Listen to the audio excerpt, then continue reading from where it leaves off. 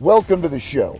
I am MMA insider and Herb Dean's dog sitter, Joey Venti, and you're listening to the MMA History Podcast, the only podcast dedicated 100% to the preservation of mixed martial arts history. Interviews and stories about the early days of MMA direct from the men who lived it.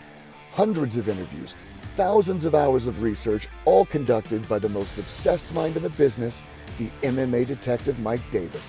Join us as we document the history of the sport we all love. Fellow historians, welcome back to the MMA History Podcast. I am Joey Venti. I'm with the MMA detective Mike Davis, and we have a special episode for you. Our guest today is a former UFC title challenger and a 50-fight club member who turned pro as a teenager and fought his way across the world. Welcome to the show, John the Natural Alessio. Thank you for being here. Thank you very much for having me. Appreciate it. So, John, I know the UFC did a Where Are They Now? And you're currently residing in Las Vegas. Are you comfortable talking about your job? Yeah. For as much as I can. Yeah, of course. Give just a brief overview of what you're doing today, your daily duties. My daily now, well, I'm hired on to the Las Vegas Metropolitan Police Department for about 10 years now. But my current assignment is I'm on the FBI task force for fugitive apprehension. Yeah, that's real bad guys, like actual real bad guys. Yeah, nothing to lose kind of people. Yeah. And you know, like whenever you get like either a jiu-jitsu guy or an MMA guy that comes over to law enforcement, their ability to reason, like the conflict doesn't like shake the person. It's like such an asset in a tool that is more needed on the department. It really is. I agree wholeheartedly. It's you see some of these guys out there getting kind of amped up, and I'm like, this is kind of nothing, you know. But I do a lot of the training for our section too. Put them through what I just call like police jiu-jitsu. Basically just a lot of hands-on tactics and control, arm manipulations and things like that. Obviously, we can no longer do chokes here in Nevada. It's illegal. It's illegal everywhere. Is it everywhere now? Yeah. Yeah, dude, you even come close to the neck, you're looking at suspension time, even when it did nothing. Yeah, it's considered states. Deadly force on our department. It's kind of weird because if, say, you were the fugitive and I was trying to apprehend you, and during our tussle, you pulled out a knife and were trying to stab me, I'm better off gouging your eyeballs out of your head. Yes. Than choking you unconscious. Yeah, because you will lose your job and be charged criminally. Yeah. Yeah, which blows my mind because, let's just look at the history of MMA, for example. How many people, and jiu-jitsu, let's even broaden it. How many people have been choked unconscious and been just fine? Millions, probably, as far as like jiu-jitsu is concerned. Like so many people. I mean, I put many people to sleep in the gym and they're fine. We all know that it's drug induced, all these other things. John, it's almost as if like you have your certifications for certain things, and the certification to use chokeholds should be available, but the bar in order to get over that should be very, very high. Right. And let's look at John's kind of body of work here. There's only 4 people in the entire country of Canada that have broke the 50-fight club membership. Yeah. Oh, wow. Yeah, it's like you, Joe Dorkson.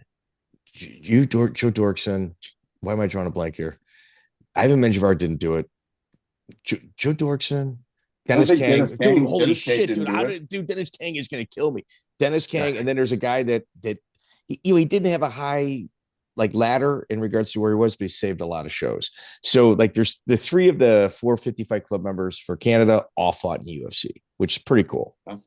Yeah, that is pretty cool, actually. I didn't realize that. Yeah.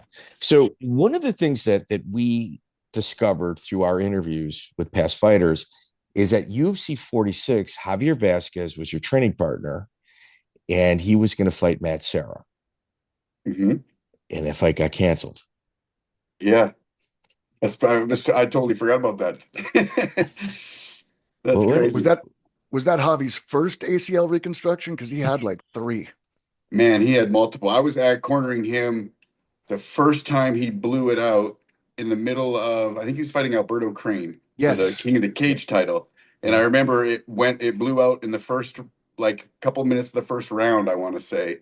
And he fought 5 5-minute rounds, or maybe it was just 3 back then. I can't remember. But he fought the entire fight. Yeah, he did. With a completely blown out knee. Like, he couldn't do anything. Like, what a warrior that is, just to know, like, your knee is that compromised. Like, you could just see it giving out just walking to the corner. Like, you're like, oh man, that's hard.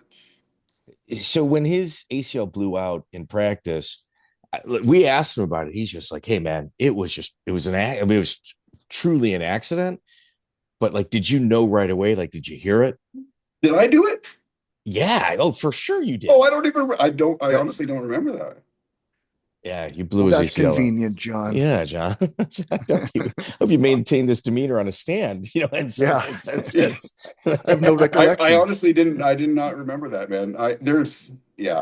The career was so long, and I'm 46 now. The journey of life has been long, and so many stories from all the MMA days to now the police days to living in Canada, moving to the US on my own. Like, there's just too many stories to remember all this stuff.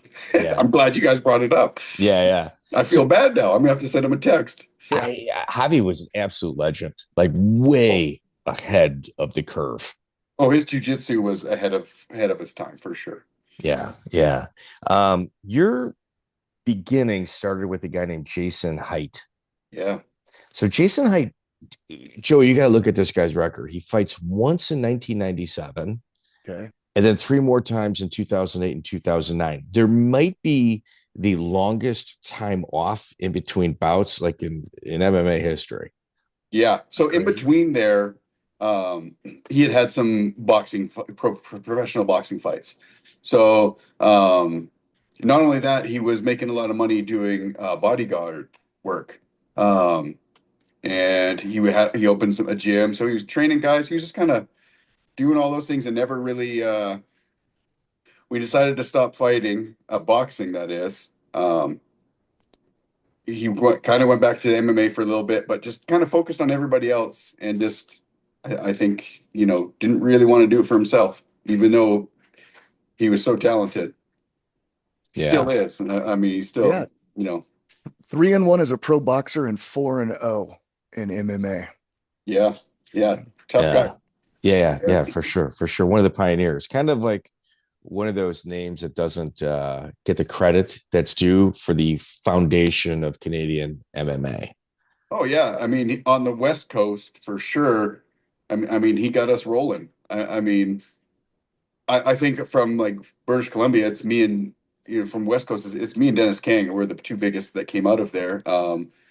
And I've trained with Dennis before, and I traveled with him. Like, me and Dennis went to, if you look up way a long time ago, the Bas Rutten Invitational. Yeah, Dennis and I traveled together out there. We barely knew each other, but we both wanted to compete because what's his name? John Perretti was like the matchmaker and the referee for the Bas Rutten Invitational. John Perretti obviously had his. John Perretti's texting me right now. Yeah. Oh, that's a freaking awesome coincidence. I swear to God. Yeah. So John, that's awesome. I love that guy. Like, his. Do you believe he does not get the credit that he deserves for early MMA? Here, Joey, I guarantee I can get John Perretti to scream at the TV right now. Did John Perretti coin the term mixed martial arts? Yes or no? I heard it was Tito Ortiz. Big John McCarthy. I'm pretty sure it was John Perretti. There we go. Agreed. Finally, vindication. So your beginnings. Who was in the gym with you at the very start? I know for people that don't know, you start in a gas station, see a guy with a bumper sticker with Gracie Jiu-Jitsu, and your journey begins as somebody going, I'd like to try that. Yeah. Wild, right? Who in the gym, there was like 2 or 3 other guys and Jason, and that was it. In that garage, man, we were basically on like carpet. That's what we were training on. And that's just how it started. I only had a couple training partners. I invited one of my friends over that had watched the UFC before, and was like, hey, I need you to come train with me. And he did a little bit of grappling, like, with me. never had the desire to fight, never wanted to fight, but like he was a good sparring partner, I guess I'd say. But it was just kind of a couple of guys like that. And then Jason took me to Victoria, which is like the next city over from where I was from. And that's where Petarek's kickboxing was. If you look up Stan Patrek, he's a legend in his own right. I think he's 67 years old, and he just did a professional kickboxing fight like a couple months ago. And that's won. Badass. That's super cool. And he's in such good shape too. So the beginnings of Canadian MMA, it's pretty outlaw. Oh, yes. You know, and I would say like the unsung heroes of the foundations of Canadian MMA are the bikers. Yes, they were. I mean, listen, you can sit here and go to former law enforcement, your current law enforcement. You got to give credit where credit's due. The bikers help support the local MMA scene in the mid to late, even early 2000s in Canada. Yeah. Oh, yeah. I fought on one of their shows. Ultimate. Go ahead. Ultimate Battle. Here we go. Ultimate Battle. Well, yeah, Ultimate Battle. So Ultimate Battles was also put on by Stan Patrek, but backing from, I'm sure, all those guys. But there was this one show, I don't even remember what it was called, to be honest with you, but it was... Is it on your record? It should be. Okay. I don't even remember the opponent's name, to be honest with you. I should have looked all this stuff up ahead of time. I apologize. But this was crazy because the bikers put it on, but it was held inside of a Sikh temple church on the mainland, so in like Vancouver, Surrey area. And because they did it on the church, they believed that like the police wouldn't really be able to like go onto the property because it was Sikh land. Let's like, if you're pitching this as like some sort of like sizzler reel for a movie, so the bikers get a hold of these Sikh monks, and then they do an MMA event on there because it's like forbidden land. If people are just going, okay. Oh, yeah, wild, man. And the police literally they're surrounding. They knew the event was going to happen. They had surrounded the church. They can't stop you from going in, so they let us all in. Literally, this one was no rules. Like headbutts were allowed, bare knuckle MMA with just no rules besides punch into the nuts and like the original 3 rules. You know, no fish fingers to the eyes. Fingers to the eye. Yeah. And so I remember getting mount on this kid, and I just start headbutting him from the mount position just repeatedly. But the police come in during that time. They just, I don't know if what they decided or if they had a warrant or what, but they come storming in. The referee stops my fight real quick. Hey, stand up, get in the corner. Somehow they come over like, okay, hey, no more headbutts, no more elbows. We're just going to keep it a little more mellow. So there's an emergency rule change, just so everybody knows. Right. Yep. In the middle of the fight. And then they basically sold it to the police that, hey, because they were filming it. They're like, hey, we're just filming like a movie kind of a thing. Is how they sold it. And I guess the RCMP there, the Vancouver police just, obviously didn't have enough to like, well, they are filming it. Like, we don't really have anything. So Joe, you got to look at like the balls of the situation. One, we're in a church. Oh, we found a loophole. Yeah. So however the bikers worked that deal, kudos. Yeah. That's the conversation I'd like. The pitch, that's the pitch I want to hear. Then the police come in. They're expecting you guys to run. Everybody's, we're here. What? Making a karate movie. Yeah, you're not. Those aren't normal reactions, and it's confusing to people that are thinking, yeah, everyone's just going to run, and we break this thing up, and it's good to go. Yeah. So basically, then they let the fight continue. I win. I get mount on him again, and I TKO him with punches this time. I had to get into the trunk of a car to get out of the arena because they were saying, okay, they wanted to arrest all the fighters and, interview us or whatever. So I got the trunk of a car and got out of the building and was able to get out of there. So pretty wild. I know there were some early IFC days, that things like that happened on the Indian reservations where police were waiting at the border and stuff. Yeah. Yep. So Joey, we talk about veteran fighters. It's a couple things. To be a legitimate OG guy. Yes, yeah. No. There's certain bars that you got to get over. May 17th, 1998, Ultimate Battle. It's a 4-man tournament. That is his opening fight. That checks a box right there. Your debut fight is a tournament. That box is checked. Got that thing out of the way. So you fight Mike Headley and Darren McClintock. Yep. And you win the 4-man tournament, which is pretty cool. First time. Hell yeah. What was the purse for the tournament winner? Oh God, $500, man. That's not bad back then. It wasn't bad. You know what? To be honest with you, I didn't even know I was getting paid. I wanted to just fight. I knew there was a chance that I might get something, but like I didn't really know. It wasn't really discussed. Like, hey, the winner of the tournament's getting this. It was just like, hey, I'm trying to just make my debut here. I'm trying to fight and figure this out. And when I got the check at the end of the night, I was like, oh, hell yeah. I was excited. $500. Beer money. Yeah. Yeah, it was gone by the weekend. Yeah, for sure. Yeah, did you have to pay to get in a tournament or No, thankfully I didn't. Yeah. That's pretty good. Yeah. It's not a Monty Cox special where you pay to get in a tournament. Yeah. I mean, I've had to I fought in extreme what was it called? An extreme challenge, right? Yeah. I didn't have to pay to get into the tournament, but I did have to pay my own flight and hotel and all that stuff to get there. So yeah. You did pay. Yeah. It was just different ways. Exactly. So Joey, he wins his first 4-man tournament. On the card is like one of those Canadians that I believe I got a list of like what ifs, like fighters that if they really dedicated themselves to it, they had a pretty high ceiling. Adam Ryan is on the card. Do you remember him? I don't. Okay. He's 4-1, wins over Joey Villasenior and Ivan Salivary. And his lone loss is to Chael Sonnen. Oh my God. Yeah. That's a pretty good record. Dude. Yeah. I mean, Ivan Salivary was a beast. I remember. And those are KO wins. He KO'd Joey Villasenior and Salivary. That's impressive. Dude, Joey Villasenior is a great nail. Nail. And he got it. He touched him. So then so you're May 17th. Welcome to MMA. April 24th, 1999 is that's about a year later. You fight the Bas Rutten Invitational. John Perretti is the matchmaker. You fight David Harris. Yeah. And you lose. A lot of fights. Yeah, David Harris. Yeah, definitely. You lose to David Harris, but you leave quite the impression on John Perretti.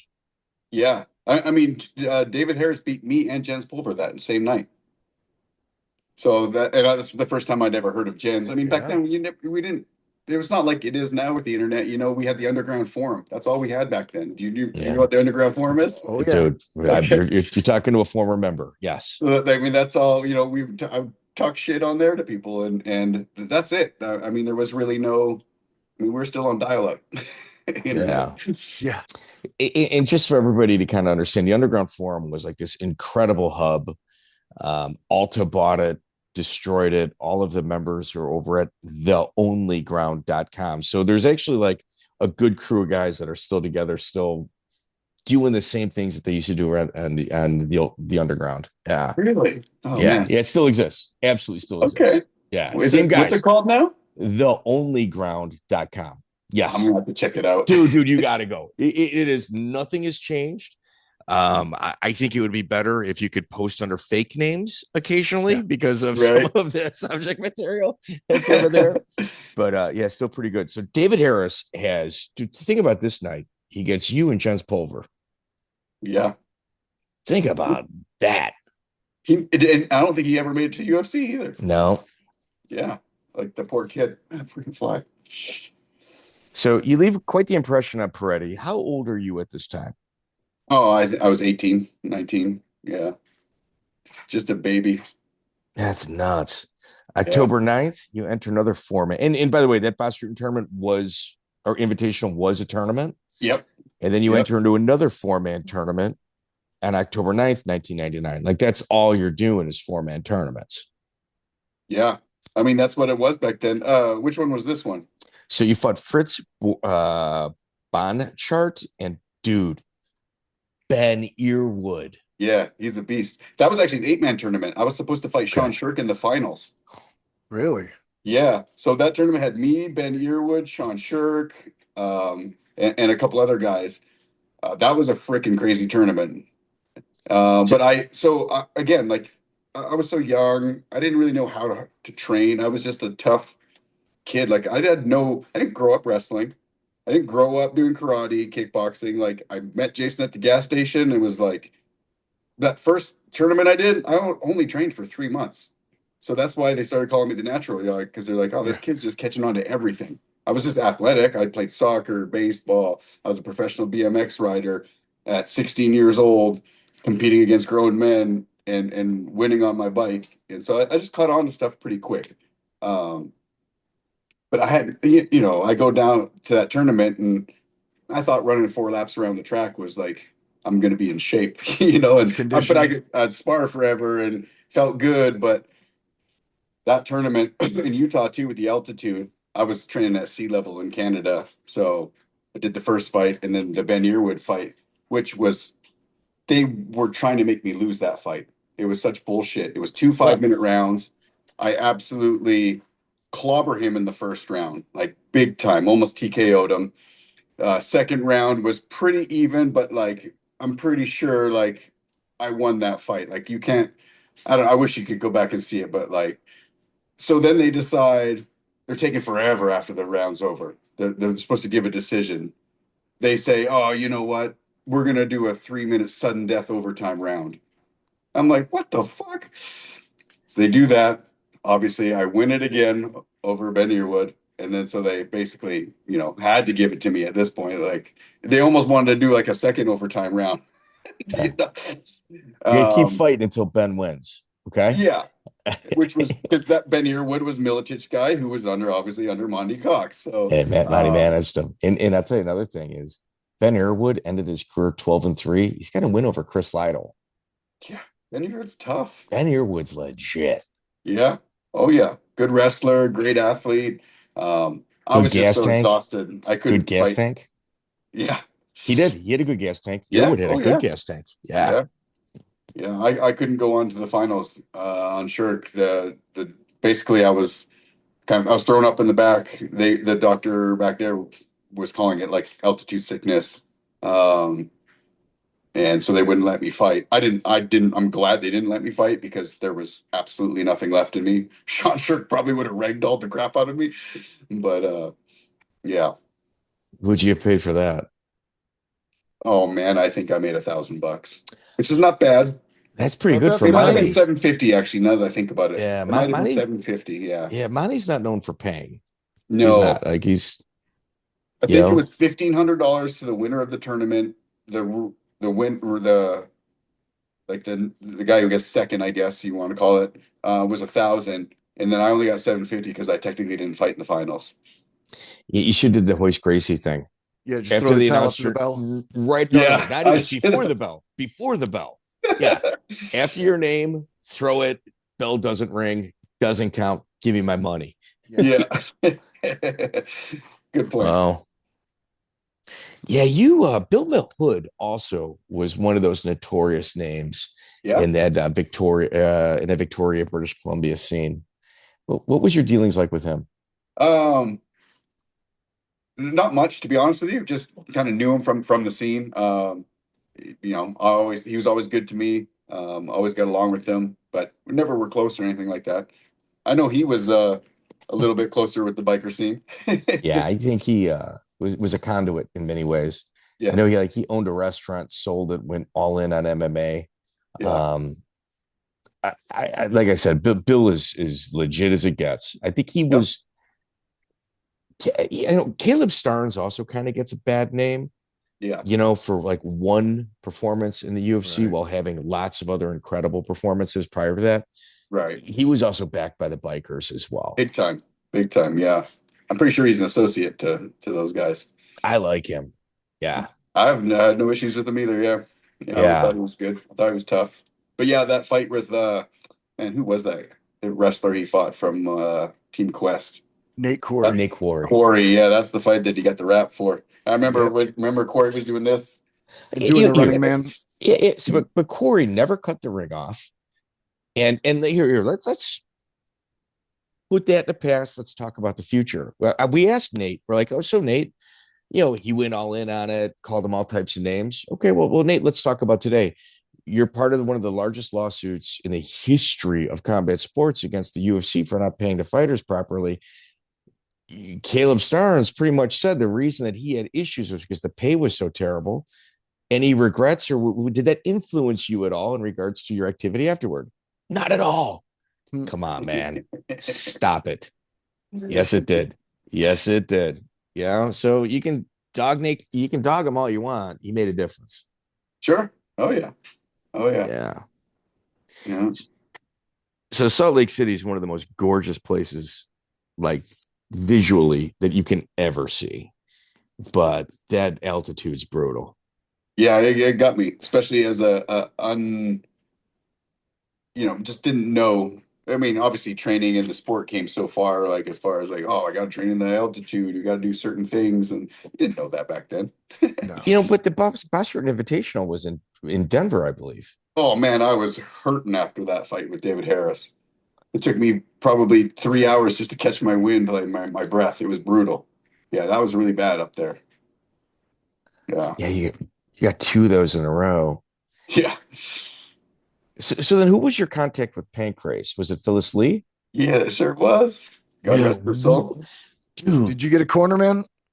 No, I didn't. I had to travel all the way to so. Japan by myself at like 19 years old. No corner, man.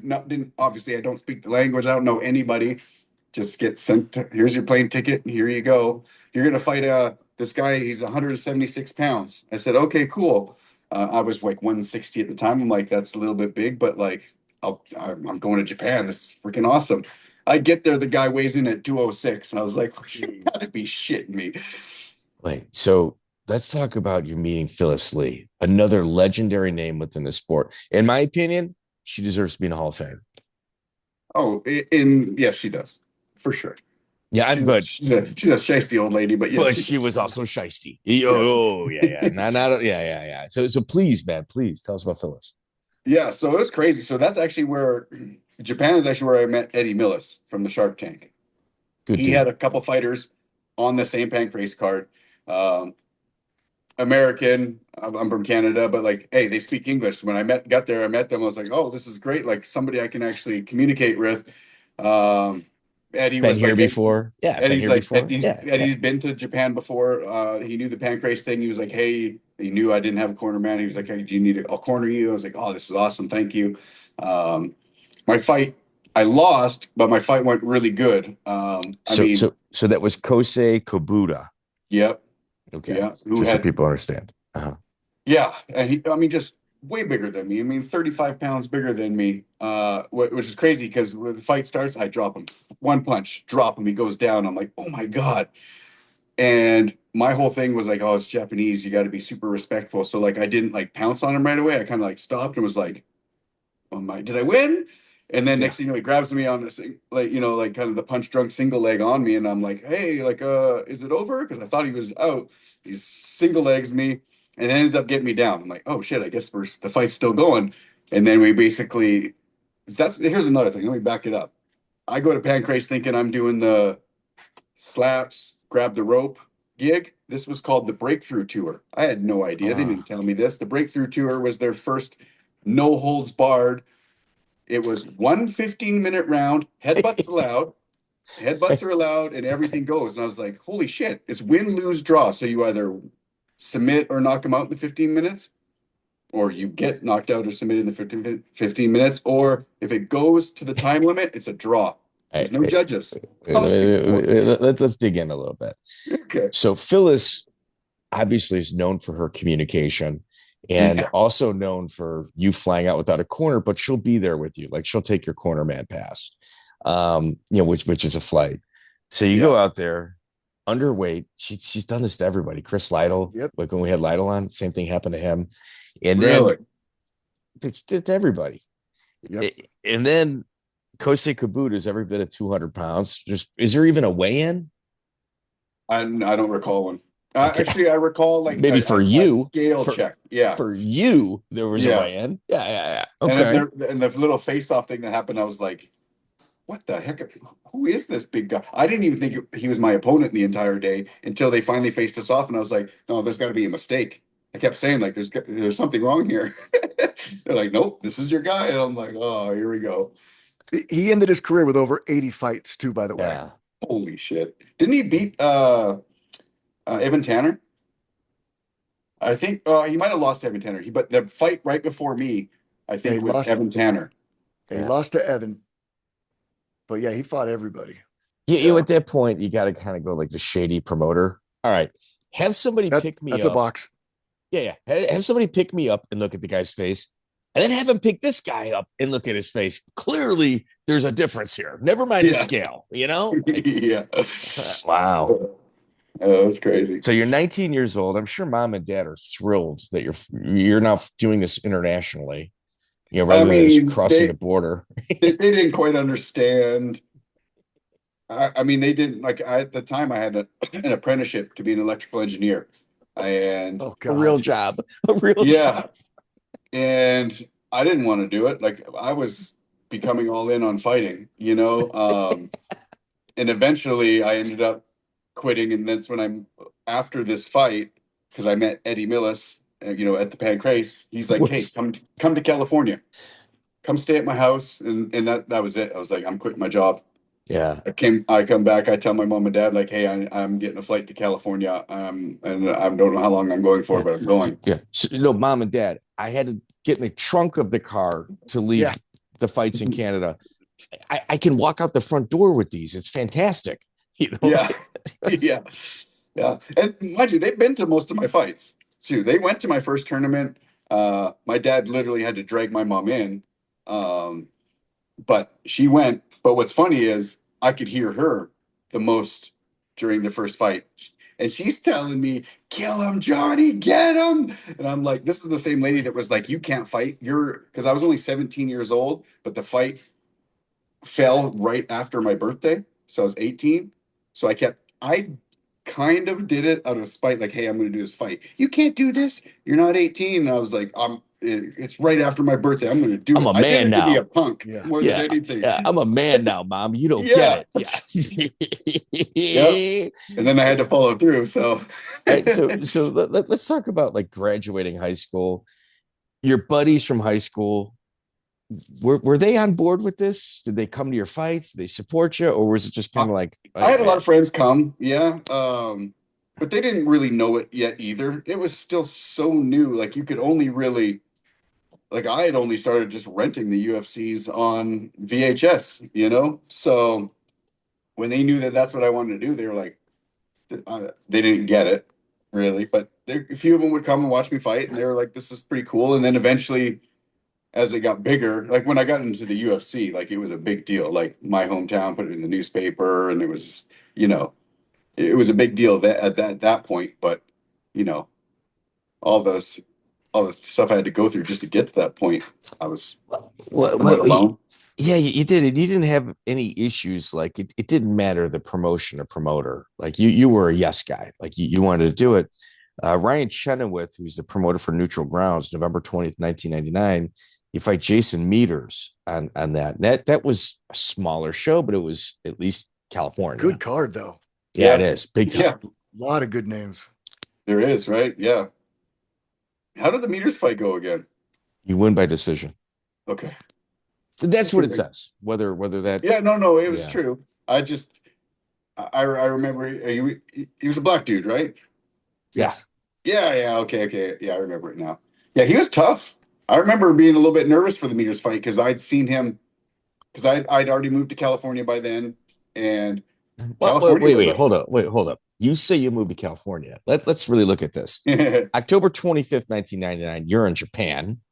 Yep. You fly home, and November 20th, less than a month later, you're fighting in California. So in between that, you're also moving stuff and driving it down to California. Like, so as soon as I got back from Japan, I bought as soon as I got back from Japan, I bought a flight for like a day or two later, said my goodbyes in Canada, and was I'm going to Cali. I was all in.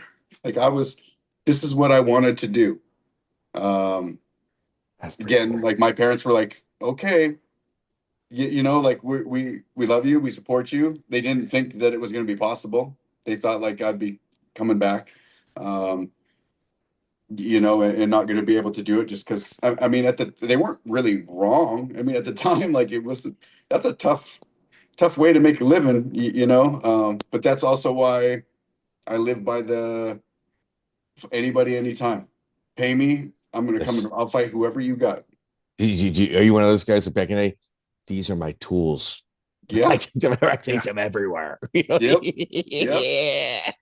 Yeah. I mean, I'm one of the like now you got guys that are like picking and choosing, and like I get it. I truly understand the picking and choosing and the building your record. I understand that mentality, but I'm also like, if you really think you're the best or can be the best or ever want to be the best, then you shouldn't turn down any fucking person that steps in front of you. And it shouldn't really matter about the weight classes. Like, oh, wow. Okay. I mean, that's why I fought. Like nowadays, if I would have showed up in Japan and that guy was 35 pounds bigger than me, like the commission wouldn't even let it happen. Right. You know what I mean? Like it wouldn't even be your choice. It wouldn't be your choice. Yeah, it'd be decided for you. Right. Yeah. Like, but here's the beautiful thing too. Guy's 35 pounds heavier than him. There's also no percentage of his purse that you're taking, by the way, sir. Nothing like that. No.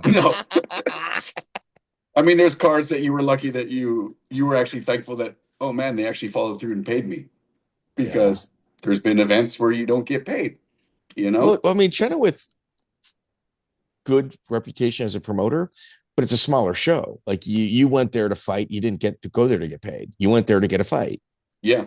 Pay was an issue. You wouldn't be on that card.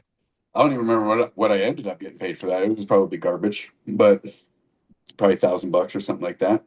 This was the Jeremy Horns, John Marsh neutral grounds. Oh, Dave Stroessner was on it. Toby Amata, Steve Heath, Antonio McKee. A lot of names that pop up later. Exactly. You know what I mean? I think this may have been the card that Tank Abbott also got into a fist fight in the audience. I think so.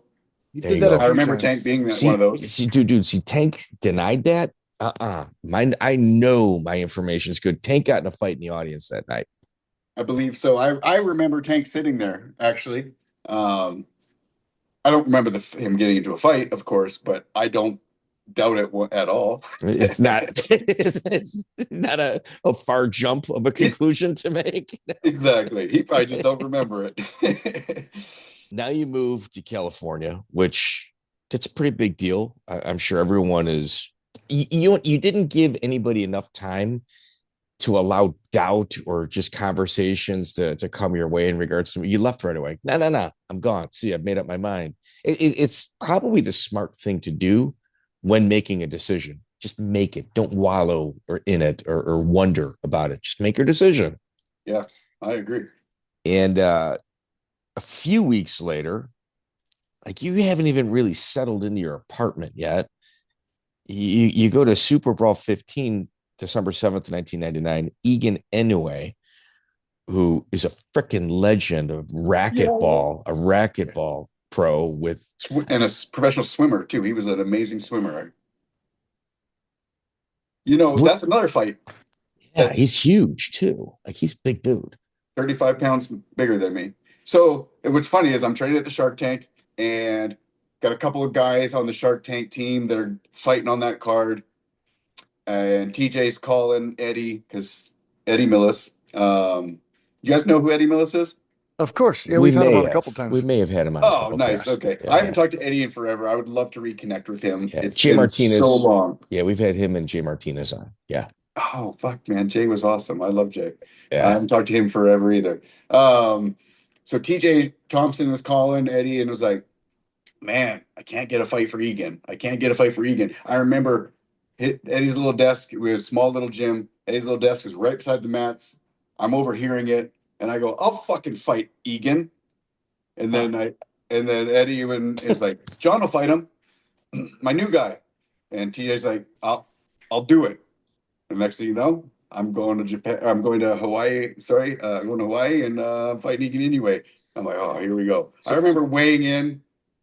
They even told me like, hey, you got to get to like a certain weight here to even let this happen, because he was like 205. I remember weighing in, wearing full clothes, and I put rocks in my pockets so that I could get to a certain weight so that it looked respectable. Yeah, Were you the fight didn't go that good. Were you training with Danny Fowl at this time? Because he's on the card. Danny Fowl was on the team. Yeah, he was like when I got there, he had kind of disappeared, and then he kind of like they kept talking about Danny Fowl, and I ended up meeting him, and he kind of came back into the gym and trained a little bit. The same with another guy named Deshaun something or other. I can't remember his last name, but it was Deshaun something. Like some of those were like the earlier Shark Tank guys, and they kind of disappeared. But I trained a lot with Victor Hunsaker. Oh, yeah, Hunsaker. Yep. He was like legit. my number one. He was legit. He was a leg lock specialist. Yeah. Yep. Yeah, he was tough as can be. I still talk to Victor every once in a while. Yeah. Tell him we want to talk to him. Yeah, Hunsaker's good. Hunsaker's be a good one. He had a lot of fights. He's got a lot of fights. Yeah, he did. He fought Matt Hughes. Hey, yes. Extreme Challenge? Yeah, Extreme Challenge. Yep. Yeah, makes sense. So Hawaii is an incredible scene. Like within itself, the own microcosm that Hawaii is. We have not had enough Hawaiians on the podcast in regards to history. And Egan anyway is like one of those staples. Like him and the fallout with Helson is in itself is probably an hour and a half conversation. Yeah. They bring you back February 8th, 2000 to do a 4-man tournament. And J.R. Palmer, who is like Danny Boy Bennett, kind of like destroyed the myth of J.R. Palmer, but like the echoing of J.R. Palmer's name here on the mainland, the next big thing out of Hawaii, and that's your first opponent in that 4-man tournament. So what's wild is I remember watching all the J.R. Palmer fights going, this holy shit is like he was the Vanderlei Silva of back then.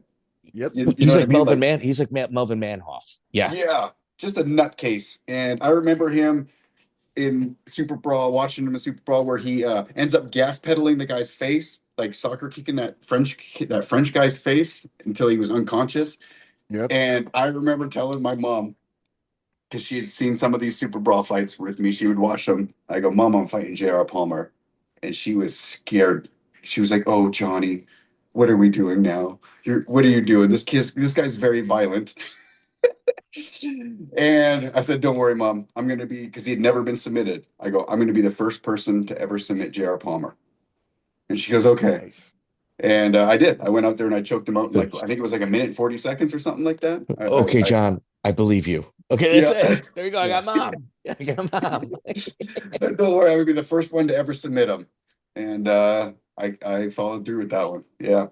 And then you wind up in the finals against Chris Ostomo. Yeah, John Chrysostomone. Yeah, we're gonna get that one. Yeah. Yeah. So you've been fighting 2 years. You've already got 4 tournaments under your belt. That was the way it was by today's. Yeah, by today's standards, that's insane. It's almost an entire career. Yeah. And like you said, you moved the Sharks tank. Right now, you're kind of in their system. You guys are also kind of like the little brother school to the Lions Den. Yeah, that's right. So why don't you kind of bring us through what those practices look like? Man, I'll tell you a story first.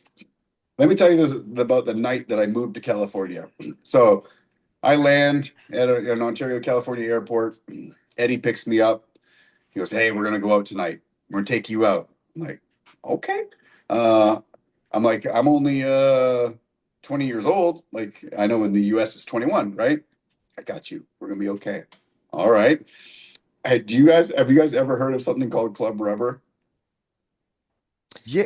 Wait, Joey. Yes. Wait, Joey. That's where Rafiel Torre used to hang out. They had the swinger parties there. Yep.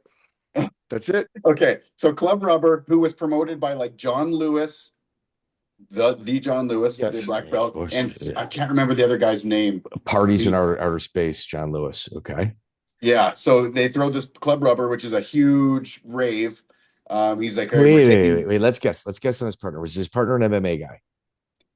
Can't remember the guy's name. He was a promoter, and a club guy. I just can't remember his name. John Huntington. John Huntington. Okay.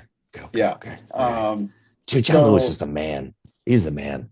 He goes, "Hey, we're gonna go to that tonight." I go, "Cool." He goes, "Oh, Ken Shamrock's gonna be with us." I was like, "Really?" I'm like, "Oh shit!" Like, obviously, I'm little Johnny from Canada. You know, like never met anybody. Like, I've watched Ken Shamrock on TV. So Ken's coming. There's gonna be Vernon Tiger White's coming. Pete Williams, the UFC heavyweight champion, is coming. And I was like, "Holy fuck!" Like, I'm gonna meet all these people tonight. Like, this is the best move I've ever done. Right? I'm going to California. Day one. Yeah. Yep. So they take me to Club Rubber, have a blast. I get to see Ken Shamrock party his face off, wearing leather pants and no shirt. Wearing black leather pants and no shirt, just like raving out. And so my first night in California, I have to share a bed with the UFC heavyweight champion, Pete Williams. Oh, no.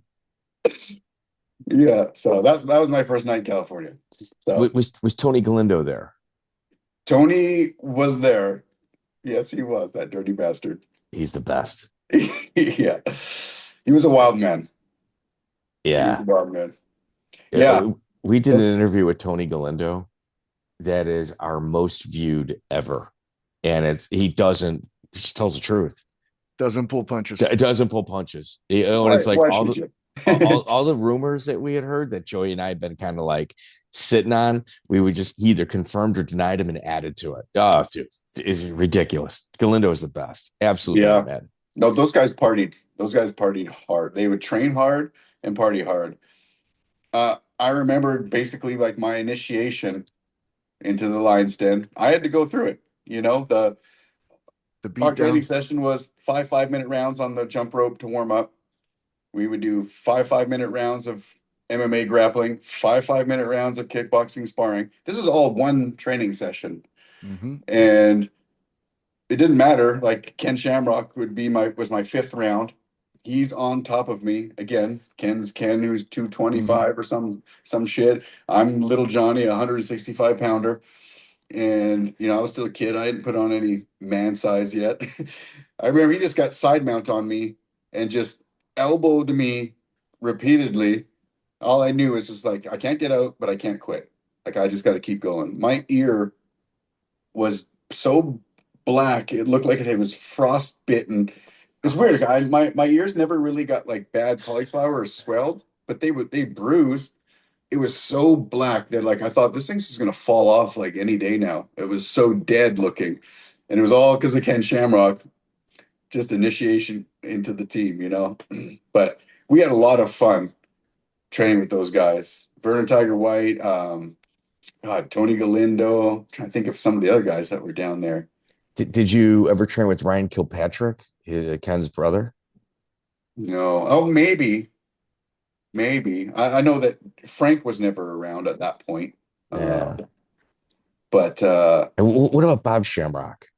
No, Bob wasn't there. This was like when they were in Chula Vista or like San Diego area. Okay. So it wasn't that like it was post Scott Bisak, during Tony Galindo. I know Frank probably was still in prison at the time. He might have been, or he was no. He was out by then. Yeah, he was out by then because he'd already won like the middleweight title, and I think he'd already fought Tito and stuff. Okay, so he was already with Maurice Smith then. Yes, he had already left. Correct. Okay. Ah, Joey, I love that Lions Den stuff, man. Yep. We got a pretty good timeline on it. All right. So Joey, this guy's underage. He's not even from here. Like, the only thing that this guy ever heard was some ball busting about being a snow Mexican. Really is what's going on. And then June 9th, 2000, UFC 26, you get offered a world title shot. So the impression you made against David Harris with John Perretti now is paying dividends because he knows who you are and you've got a couple wins underneath your belt. The Super Brawl tournament is what basically got me the phone call. Okay. Oh, yeah. Well, dude, JR Palmer is legit. Like, he he's one of those guys that the UFC wanted. It was just the one fight he needed every single time. Weird stuff had happened. Yeah.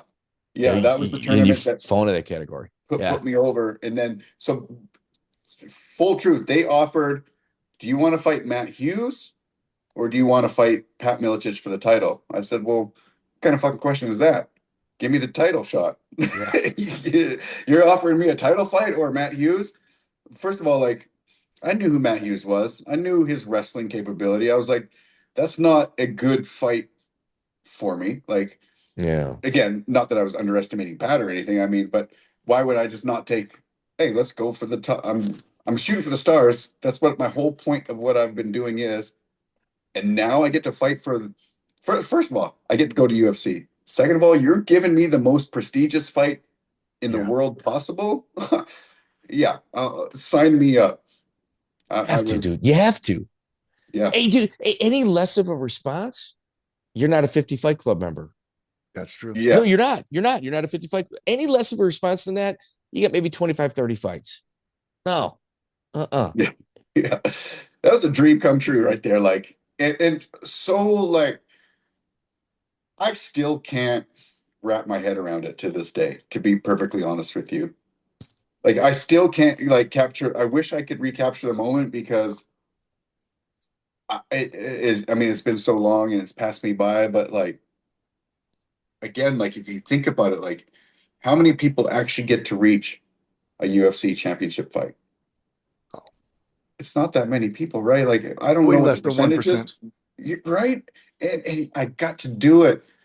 Yeah, it didn't go my way, but at the time, think about this. I was 20 years old. I was fighting a 35-year-old something. I think he was in his 30s. I'll just call it 35. Defending title for the fourth or fifth time. Yep. Well, I get it. I was fed to the wolves, right? Like, I was fed to the wolves. Like, yeah, but dude, you've been fed to the wolves before, just in different weight classes. It wasn't my first time, and I'm fine with it. That's why it was not a no-brainer, and it was easy for me to, like, accept. But it's still wild. Well, what's even wilder is you're not even 21, and it's, dude, Joey. This week's trivia question is this: like, you're not even 21. You're the youngest person ever to fight for a UFC title. Like John Jones, 23 years of age, youngest to win a world title. Right. The youngest ever to fight for it. That record's not going to get broken. But I'm in no books. No one ever mentions it.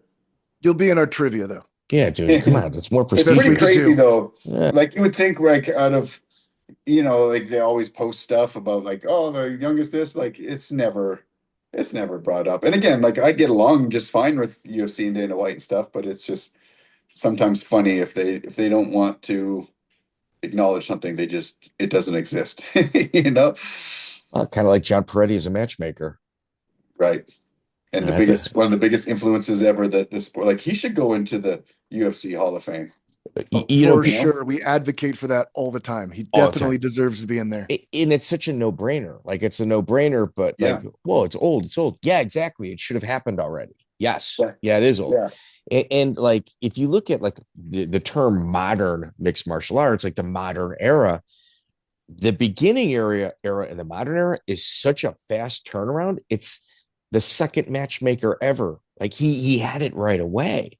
Like, he's so far ahead of his time, like matching Pat Miletich and Matt Hume and Matt Hume and Eric Paulson. Yeah. Like, Igor Zinoviev gets a win over Mario Sperry. Like, what? Yeah. I mean, so John Perretti did UFC. What was the other show that he promoted? Extreme Fighting. Extreme. Oh my God. Extreme Fighting. Greatest. I mean, Conan Silveira had some fights on there. That's when they even brought over Sakuraba in the beginning, right? No, that was UFC Japan. It was a UFC Japan. But that was UFC still Japan him. Where he fought Silveira. But still it was him. Yes, it was him. It just wasn't extreme. Yeah, he's the guy that gave us the gloves, the 5-minute rounds. He really modernized things. Let me. Okay, so I had a guy. My phone number is real easy to find. Like, I'd be sitting here lying to you if I say, "Oh, some guy just texted me out of the blue." It's pretty friggin' easy to find. So I get a text message from a random phone number saying, "Please watch UFC 1 again. there were 5-minute rounds. You can see it like just in the didn't finals. go 5 minutes. Yeah. And I'm like, okay, well, how do we know this? I believe it was counting. Was it counting up or was it counting down? Oh, let me check. Text me back a day later. It's counting down. So I think the 5-minute rounds, they may have gotten away with it, but at UFC 1, they did have 5-minute rounds. Interesting. Yep. And then it went away, and it didn't come back until Extreme Fighting. So in the modern era, he ushered it in. In weight classes, though, he for sure did weight classes. Yeah. I mean, there's no doubt about that. No doubt about that. Not that like, oh, who would have figured weight classes? No, for sure. But he implemented it, got the roster together, and you were able to do rankings with it. Like, no, that's a first. Yeah. No, he's big influence. I wish he got more credit. I really do. So, Eddy Millis, does your mom and dad require a conversation with him? No, I mean they met him. Nuts. Like that's when nuts. When I started fighting in King of the Cage, they had obviously they would come down and watch me fight. So then they met Eddy and everything. So okay, but Joey, think about in a modern era. Yeah. No, Dad, I just met this guy in Japan. I'm gonna go live with him. Yeah. You're 19 years old. Well, what do you know about him? He's a cool dude. I just met him in Japan. Duh. You know what I mean? He's got a gym and he's got training partners. That's I was like, I need better training partners. I don't have. We're in Canada right now, so can we at least talk to the guy? Don't worry about it. I've already booked my He introduced me to Ken here. Shamrock in leather pants, Dad. Leave it alone. Yeah, no shirt on. Yeah, Ken was taking X at a rave, and dude, I was in there underage. This guy's cool. Yeah. You know what I mean? Yeah. Well, my parents are pretty cool. 100%. And trusting. I mean, they trust your judgment. Yeah, they were like, okay, go. This is what you're gonna do. And you got through it. That was the thing too, like they knew. Stop you. They knew I was gonna do it. So, I guess better to support it than fight it. Honey, let him get it out of his system. Yeah. Let him get it out of his system, honey. He'll be back in 2 years and he'll be an electric engineer. Yeah, they never thought it would go as far and as long as it did. Obviously, they're proud of it, and they thought it was, ultimately pretty cool that, I was able to do it for so long, because it was a long career. dude, I'll tell you what, though, but you were all in and they supported you. Like, you couldn't ask for, like, they're very little push against. Other than let's contemplate your options here. Wow. Yeah. I mean, there was obviously ups and downs, and like in the downs were like the financial downs, like, you're injured and you can't find a fight. Like they helped me out. Like they knew I was in California. They would still help me out. So I do owe them a lot. Like it's pretty amazing for something that they didn't really want me to do inside. Right. They still were like, okay, we're going to help you out. We're going to help you get through this moment until the next fight kind of thing. And did you have children? Do you have children? I have a 20-year-old son. That's cool. Wow. Good.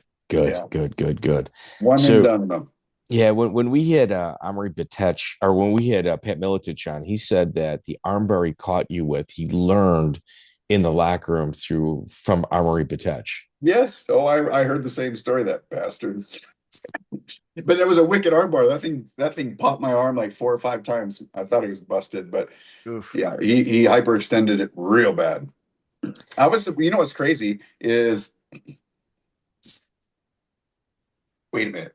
No, it was the other way around. I was supposed to fight Fabiano Iha. No, it was right after. It was right after. Yeah. So you got a canceled fight with Fabiano Iha June 24, 2000, and that was June 9th. So within a few weeks of that, you had to pull out from the armbar. Yeah, I couldn't do the fight. Isn't that wild? I mean, back then, like, you could do that. You could fight, because that was going to be in King of the Cage, I believe. That fight with Fabiano. So now, like, there's no way. Like, you fight in the UFC, you're not fighting anywhere else right now. Well, Miletich loses 2 fights during his UFC title reign. It's just both fights were outside of the UFC. It was like Pele and who was the other one, Joey? Someone in Japan. Yeah, it's like Kakuta or somebody like that in Japan. And then you fight Joe Dorkson, November November 14th, 2000, Super Brawl 19. Do you know who's in Size difference? Nah, they're What's about that? the same. They're about the same. Really? I No, thought he fought at Dort's an middleweight. 85er. He was bigger than me. Yeah, he had about 15 pounds on me. But Joe was good. Like Joe was a good fighter. So underestimated. Joe was Who's in his tough. corner? Guess who's in his corner? Who was in his corner? John Alessio. Wait, what? Oh, no, John Alessio. What? What's his name? Dennis King. Dennis King's in his corner. Oh, he was too. Yeah, that's right. So you got John Alessio, Dennis King, and Joe Dorkson, 3 of Canada's 50 Fight Club members. You know why? That's right. In Hawaii.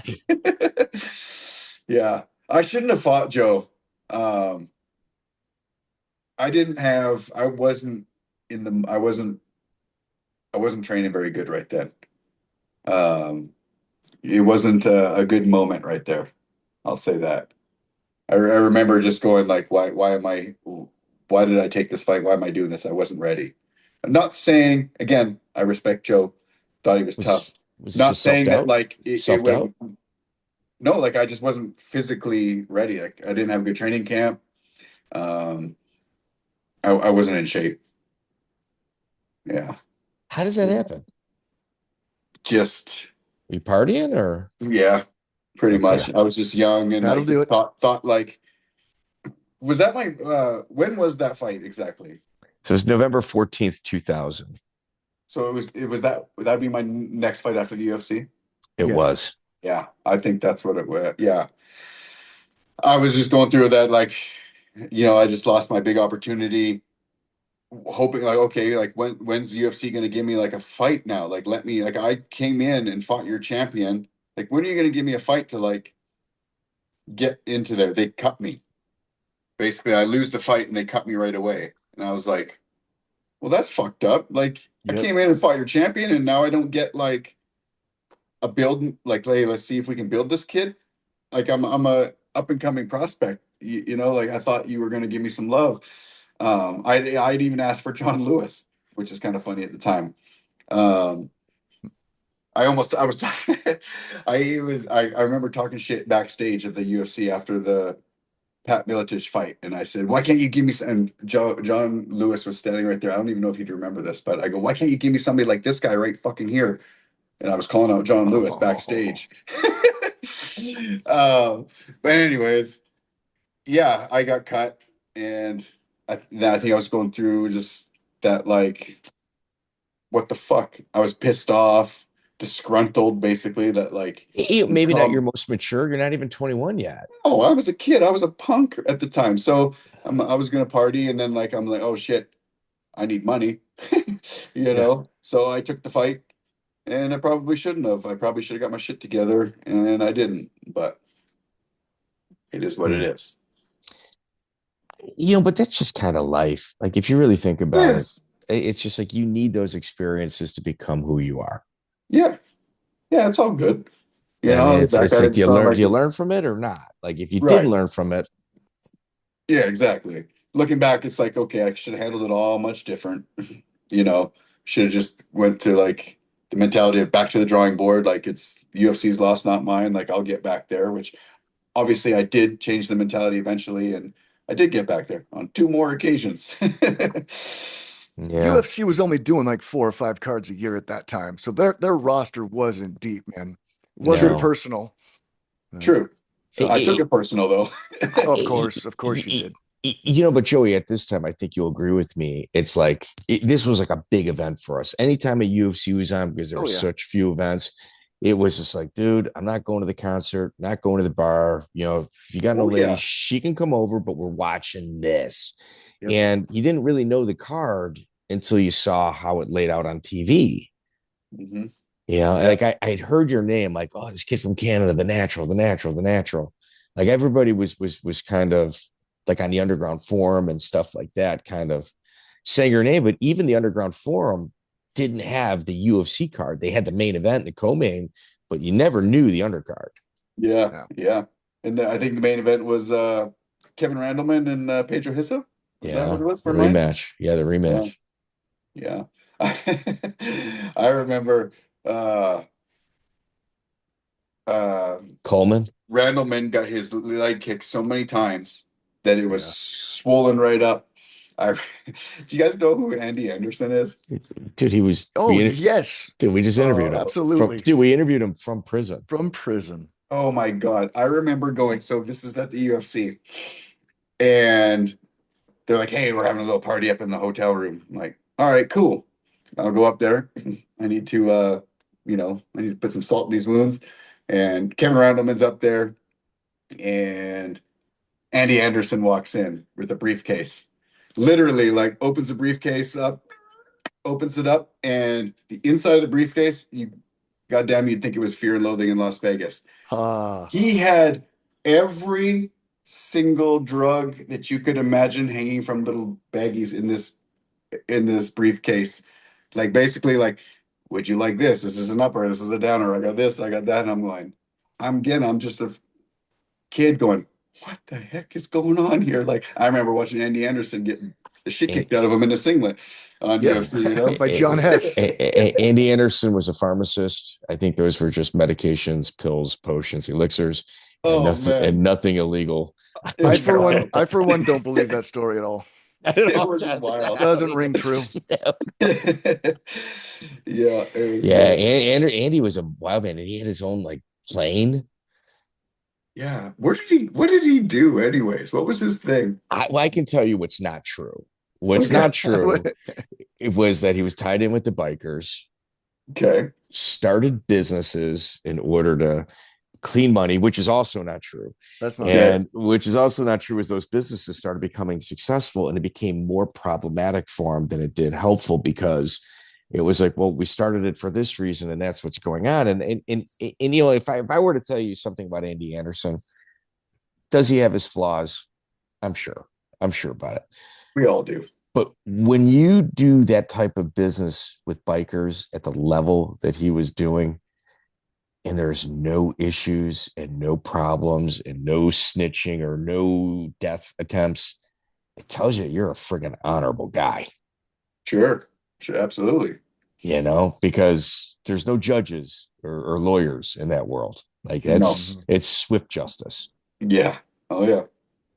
Yeah. I just do like I don't know, strip clubs aren't allowed. I'll just do a naked steakhouse. Yeah. Oh my God, it's really making money. Okay. The all nude steakhouse. Yeah. That's awesome. What an entrepreneur. Yep. Dude, I'm not saying he's in our comment section, but he is. He's somebody that appears to be him is in our comment section on social media and on YouTube. Really? Yes. Oh yeah. Right, oh yes. Yeah, he's a legit friend of the show. Friend of the show. Well, it's crazy that like I have a memory of him, you know? So he was at like 28 of the first 30 UFCs. He was just like omnipresent in the early days. He was there, yeah. It's a great interview. Like, it's like, I can't tell you like the amount of compliments we got, because we had kind of like when the UFC got canceled in New York and they had to fly to Dothan, Alabama. He went there with his black card just to make sure that everything went through for the private jets to fly everybody down. Really? Yeah. Good for him. I did not know that. Hey, dude, you started with the bikers. Yeah. It is what it is. That's just, it's the time. You don't make business with them, but what you do is you take advantage of the opportunities they provide you, which kind of fall into gray areas. Yeah. Yep. Oh yeah. Yeah. I actually remember a time when they wanted to like sponsor me. And that I declined. Did you really?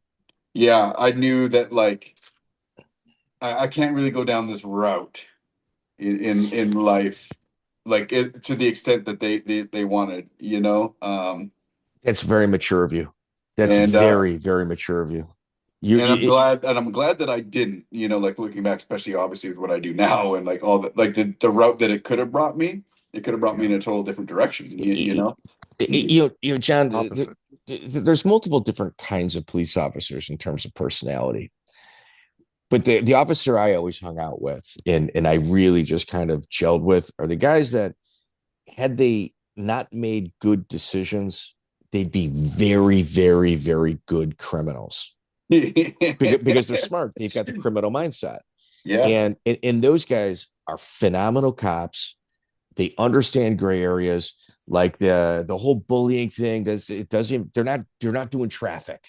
They're not doing traffic. What they're doing is they're doing real police work. They're not hiding in the academy, telling war stories. They're doing real work and telling people, maybe you should eat this one and not tell on somebody. That's the cop you want. That's the cop you want. Yeah. Life experience, like real life experience. And then that's what a lot of the young cops do. They just don't freaking have it. And I get it. You'll get it in time, but you need about 5 years. You need 5 years. Yeah. Life experience. Yeah. Like, I mean, I hired on it. I think I was 35, 36 years old.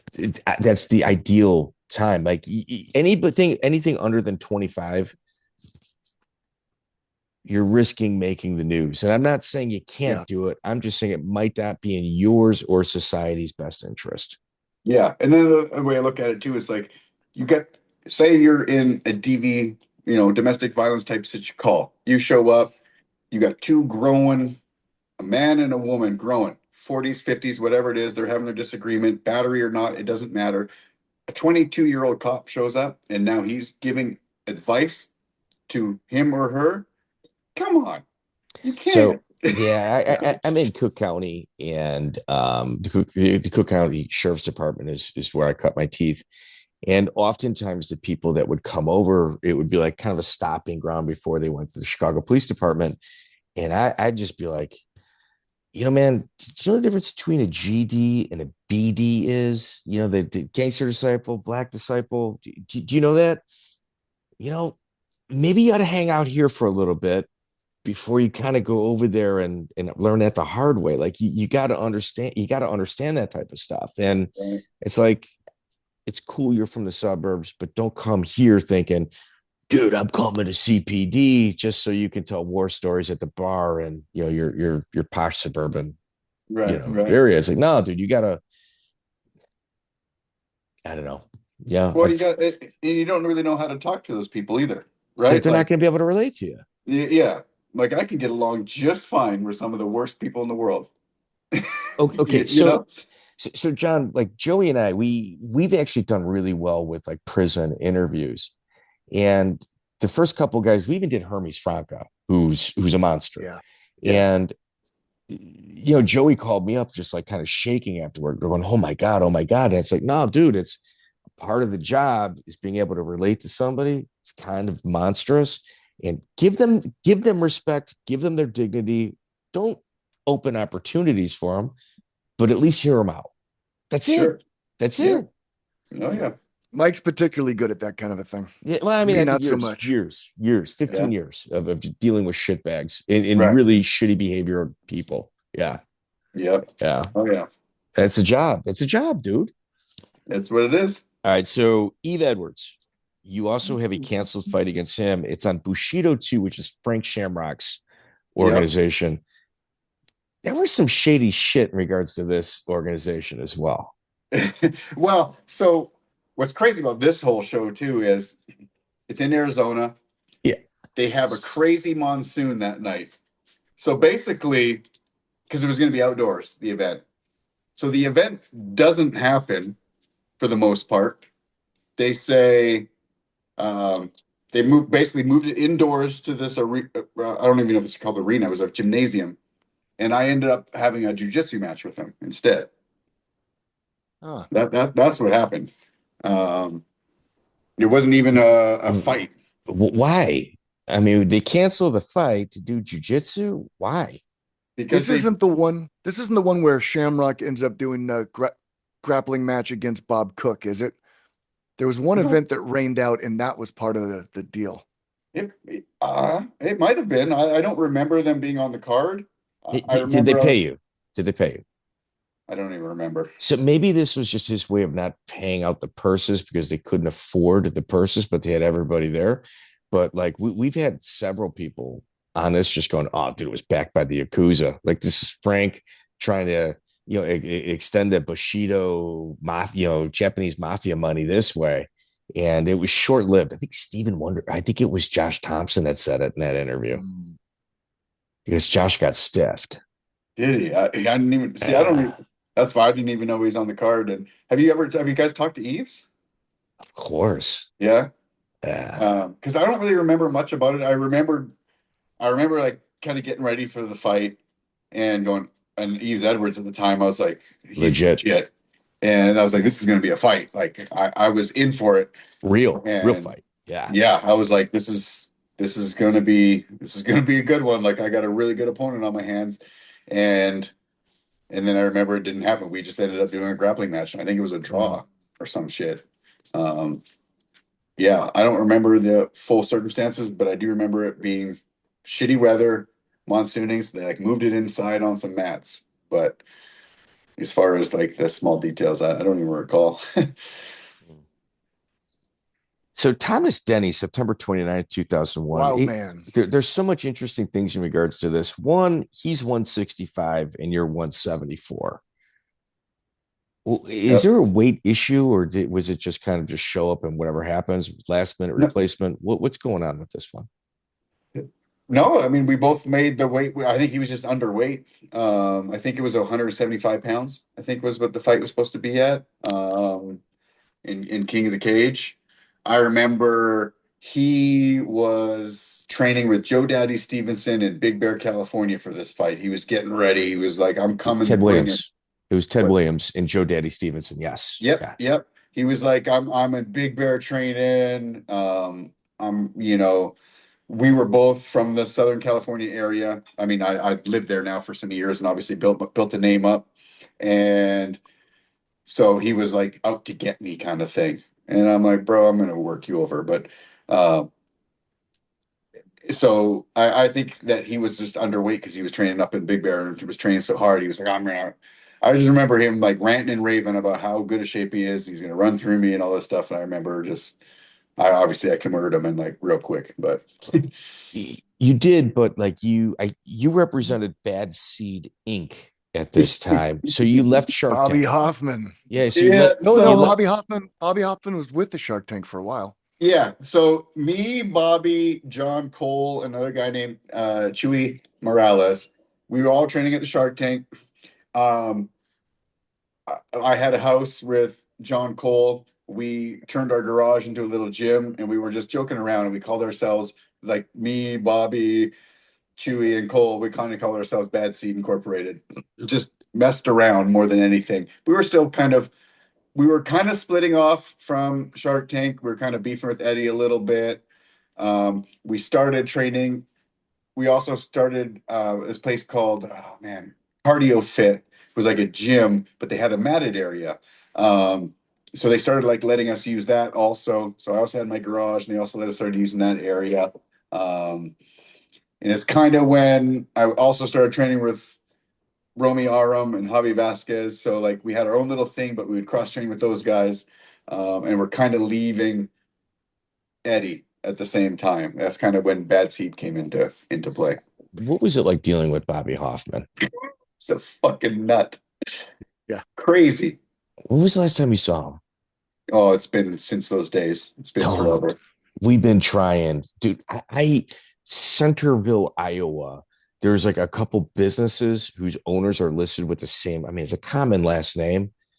I even called them. Like everybody denies even knowing he exists. It's like, dude, you're from like Nowhereville, Iowa. I know you know who he is. And nobody. I can't. He's like Harold Howard. We're just never gonna find him. I know somebody. I'll hit him up to see if they can. That would be great. For you. Even if he's on the street, like Brett Rogers is on the street. As soon as Brett Rogers gets out of his current stint in jail, I'm going up to Minnesota and I'm interviewing Brett Rogers. Yeah, like Bobby Hoffman. I want that one. So we'll do that in person. Yeah. I'll see if I can get I'll see if my buddy has a number for him or something to lead that direction. The IR number. What's his IR number? Yeah. I remember going to Bobby. So Bobby gets into the Big Rings tournament. Okay. Yep. Okay. And Bobby brings me as his corner man. So I end up going to Japan with Aaron Brink and Bobby Hoffman. Oh God. Those two together are not a good recipe for life in general. I could see that. So I go to Japan. I end up cornering Bobby and Aaron Brink. Aaron Brink had this weird thing, man, where he wanted people to kick him in the balls, and he wanted people to see it. So he'd always be like, "John, come over here real quick." I'm like, "What's up?" This is at the press conference in rings, and he was like, "I'm gonna make a big impression," is what he thought to the Japanese people. He's like, I need you to kick me in my balls." Like, what? He goes, "I need you to kick me in my balls as hard as you can." And I was like, "I don't want to do that, man." Like, first of all, I barely knew Aaron at the time, and I was like, "I don't really want to do that." He's like, "Just fucking do it." So I kick him in the balls, and he was like, "That's not hard enough. I need you to really kick me in the balls." I go, "Okay, fine." Like, you're okay. So I just wound up, kicked him right in the balls, and I remember him just going, "Oh," and then looks at me and goes, "You know what the best part about this is?" I go, "I don't know." And he goes, "The pain eventually goes away." Yeah. And I go, "Okay." And I just remember walking away going, "What the fuck? Why am I in Japan with these guys?" Yeah, it is not a balanced individual. Rest in peace. I don't want to talk trash, but that's a crazy man. Yeah, I would say this is something found in the novelty section at the adult bookstore. Yeah. All right, and Bobby was supposed to end up fighting. He wins his first fight. He was supposed to go on to fight the Fedor Emelianenko. Oh. Bobby decides, "My shoulder's hurt. I don't think I can do it." And I'm like, "Oh, are you sure we're pulling out of this fight?" And he's like, "Yeah, my shoulder's killing me. I don't think I can fight." I'm like, "Okay, like, it's your call, right? Like, I don't know." So he doesn't end up fighting. Well, was there any negotiating with the Japanese?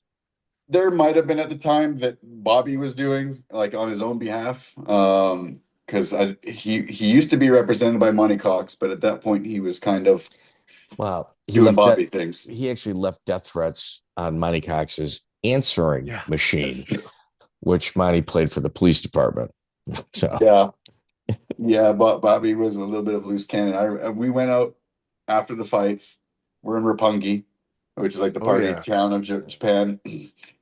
I remember him running out of the bathroom of the nightclub going, "I gotta go. We gotta get out of here." I go, "What?" He goes, "Some guy just gave me a reach around in the bathroom, and I beat the shit out of him. I think I fucking killed him." I go, "What?" So he just runs out the club, and I'm like, "What is going on here?" All right. So I've never been to Japan, but I did have a friend tell me every time he used the bathroom there that there was a lot of staring. I never had any issue, but apparently this dude did a reach around and apparently grabbed his wiener. So I mean, if you're gonna do that, like Bobby Hoffman isn't like, you're gonna want to get an okay first, probably. You know what I mean? Like I guess the Japanese people seem to be like very assertive and love with like big humans. And Bobby was a big human, so maybe this guy thought it was his chance. Oh, and Bobby had like those wild eyes too, so maybe like Bobby's peeing and looking at him with these crazy eyes. And I was just like, "Oh man, this is my chance." Wow. He's into it. Yeah. And, or I'm fearful. I might as well do this. I think this is what he wants. So what eventually bad happens, is. Yeah, Bobby went berserk that night. And I ended up staying in Aaron's room because Bobby was going crazy. Jesus. Like trashing the room, losing his mind. And I was like, for what? Like, he pulled out, he won, and then he pulled out. We went into like a psychotic moment. Like, he was not very stable. And he just went down this bad hole. And I was like, I got to get out of here. Like, I can't associate myself with this. And that was kind of the last time I really ever hung out with Bobby. I got on the plane, and that was it. Like, I just remember how violent and crazy he went that night. And I was like, I don't know what triggered you to go off like that. So that was kind of the last time. That was about 6 weeks before you were on the same card in King of the Cage. So he did rings first, and then he fought Tim Cadolfo when you fought. You know what? Then I take that back, because I do remember him fighting Tim, and I do remember actually being in his corner for that. So I take that back. I guess it was probably right there, though. That was the mental decision where you say, "I gotta go." Right. Shortly after then, because I do remember that fight. Yeah, that was actually. Who did I fight that night? That's when you fought Wildman Denny. Was the night was he it? fought Okay. Obaki, and that's like as big as King of the Cage ever got. Like those were big shows and good cards. So. There were some really good events back then. Yeah, like you're this cat from Canada. You have your Canadian experience, and you move to the United States, and it's at a time when mixed martial arts, like just the kind of the craziness and the circus in regards to it, it's kind of like peak circus at this point. Oh yeah. So like you got to see a lot of cool stuff. Sure did. Yeah. Sure did. Blessed. I think those are the best times in the sport because it was trying to figure out what the sport was. Like it was still becoming what it was. Yeah, I agree. Yeah. There's still a lot of it had just got approved for Vegas around this time, like within a couple of weeks of this. Yeah. Yeah. It was like the coolest times because the outlaw days. I feel like I got to fight in the best era. Yeah. Did I not make the most money because I could have made nowadays? If I was in the UFC with 50 fights now and young and making all that money, that'd be awesome. But I got to pioneer this stuff. I got to go down the roads that a lot of people never are ever going to get to see. And you know what, dude? It's like a trade-off. Like here, I just called a fight in Shakopee, Minnesota at the Canterbury Expo Center. A 47-year-old guy fought a 46-year-old guy, and both of them were big ticket sellers. And essentially it's, well, I could be mentally like healthy and physically hurt or mentally unhealthy and physically healthy. It's just like, no, man, I can't give it up. I want to fight one more time and kind of experience it. The thing with you is you traded away fame and money for life experience, because a life experience that you had, people would be saying you're lying about. Look at what we've talked about up until this point. Yeah. We're like an hour and 25 minutes in, and you're talking 3 different lifetimes crammed into a very short period of time in your life. Yeah. Yeah. I mean, I really went through the no rules to now we got some rounds and some rules to full on MMA, like with UFC and WEC and all those things. Like I went through all the eras. You're talking 1999 is your first fight. This is 2001. Like all this batshit crazy stuff is with it's every weekend. Yeah. Oh, I couldn't pull Joey. I couldn't pull away from it. Like at this point, every weekend I'm in Ohio, I'm in Iowa, I'm in, I couldn't stop not being at a show. I couldn't do it. And the independent shows were cooler than the UFC in most. They were great at this time. When you just bring up some of the old King of the Cage cards and who's actually on those and the neutral grounds, like who was on that card, like freaking really, you got Jeremy Horns, you got all these guys that, and Jeremy Horn's another guy that I spent a lot of time with and trained with and moved to, didn't move to, but I went to training camps in Utah with Billy Rush. Do you remember who Billy Rush is? Of course. Yep. So, catch is as catch can. Yeah. Billy Rush was a wild man. He was a wild man. He, unfortunately had an alcohol demon. As most. Yeah. But he had it bad, and God rest his soul. But he was a huge help too. Like his family had money for whatever reason. I don't know what it was, but like when he would go to Utah to put on camps, he would bring us in. He would get us. He had the condo. We would all stay in the condo. He had a condo with a bunch of bunk beds. We're talking me, Jay Huron, Mac Danzig, Joe Daddy Stevenson, Joe Riggs, Jeremy Horn. This was like the training camps. Like this is the room. We're staying in a Matt Hughes. Yeah, Matt Hughes. Joe Dorkson would make the occasional. Joe Dorkson would come down sometimes. Like this was the guys that we were getting together for training camps.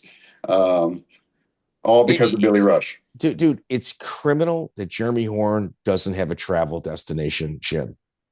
Like he's the architect. It's the architect behind every Miletich Fighting Systems champion. Pat Miletich provided the platform in the room, but Jeremy Horn is the architect. Sure, absolutely. It's just he doesn't self-promote. I don't think he cares. Like he never cared really during his own fights. I mean, the guy would show up walk out to the ring, and eventually, occasionally he'd have a tap out shirt on, but sometimes he'd come out in a plain black t-shirt. Like, didn't care about sponsors really. Like, he was just, I'm here. I'm Jeremy Horn. I'm gonna fight. I don't give a shit. Like, he didn't care. And the guys that he beat, like, if you look at his freaking record, Beat Chuck Liddell. Yeah. Oh man, Chael Sonnen like 3 times. In 3 different ways. Yeah.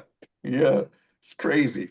And you know, so like good. In like we had like an ongoing theory that I'm not sure has been debunked, but Jeremy Horn's never bled in an MMA fight.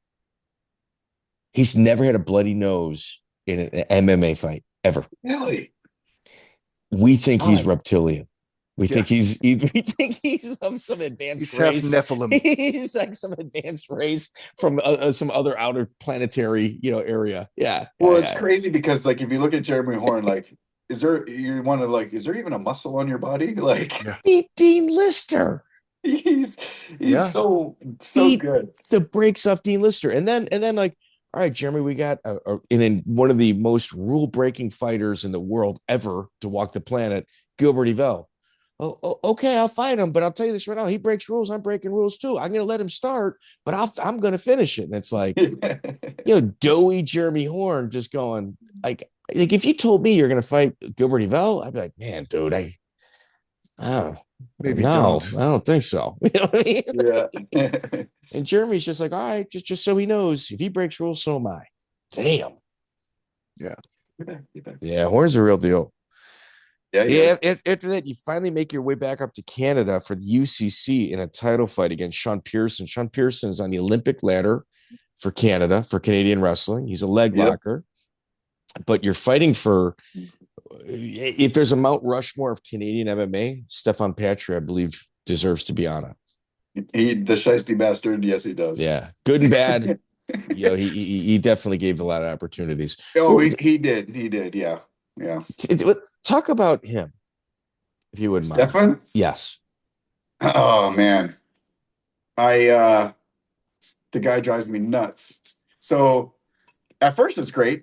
Brings me into the UCC for the title fight, and I win the title fight. Then it gets a little weird. I had spent some time in Iowa. After Pat had beat me, I'd moved down there for a little while and trained. I was roommates with, it was me, Jens Pulver, Jason Black, all living together. Then Stephan wants to bring in a bunch of Monty guys because, Monty gets his hooks into these shows and wants to bring a whole fucking team every time, right? Which is, he's doing his job. I get it. But it's just funny how Monty always had the Miletich guys infiltrate all these different shows. Anyways, Jason Black's the guy that he wants on there. He wants Jason Black to fight for the title. It's me. And I'm like,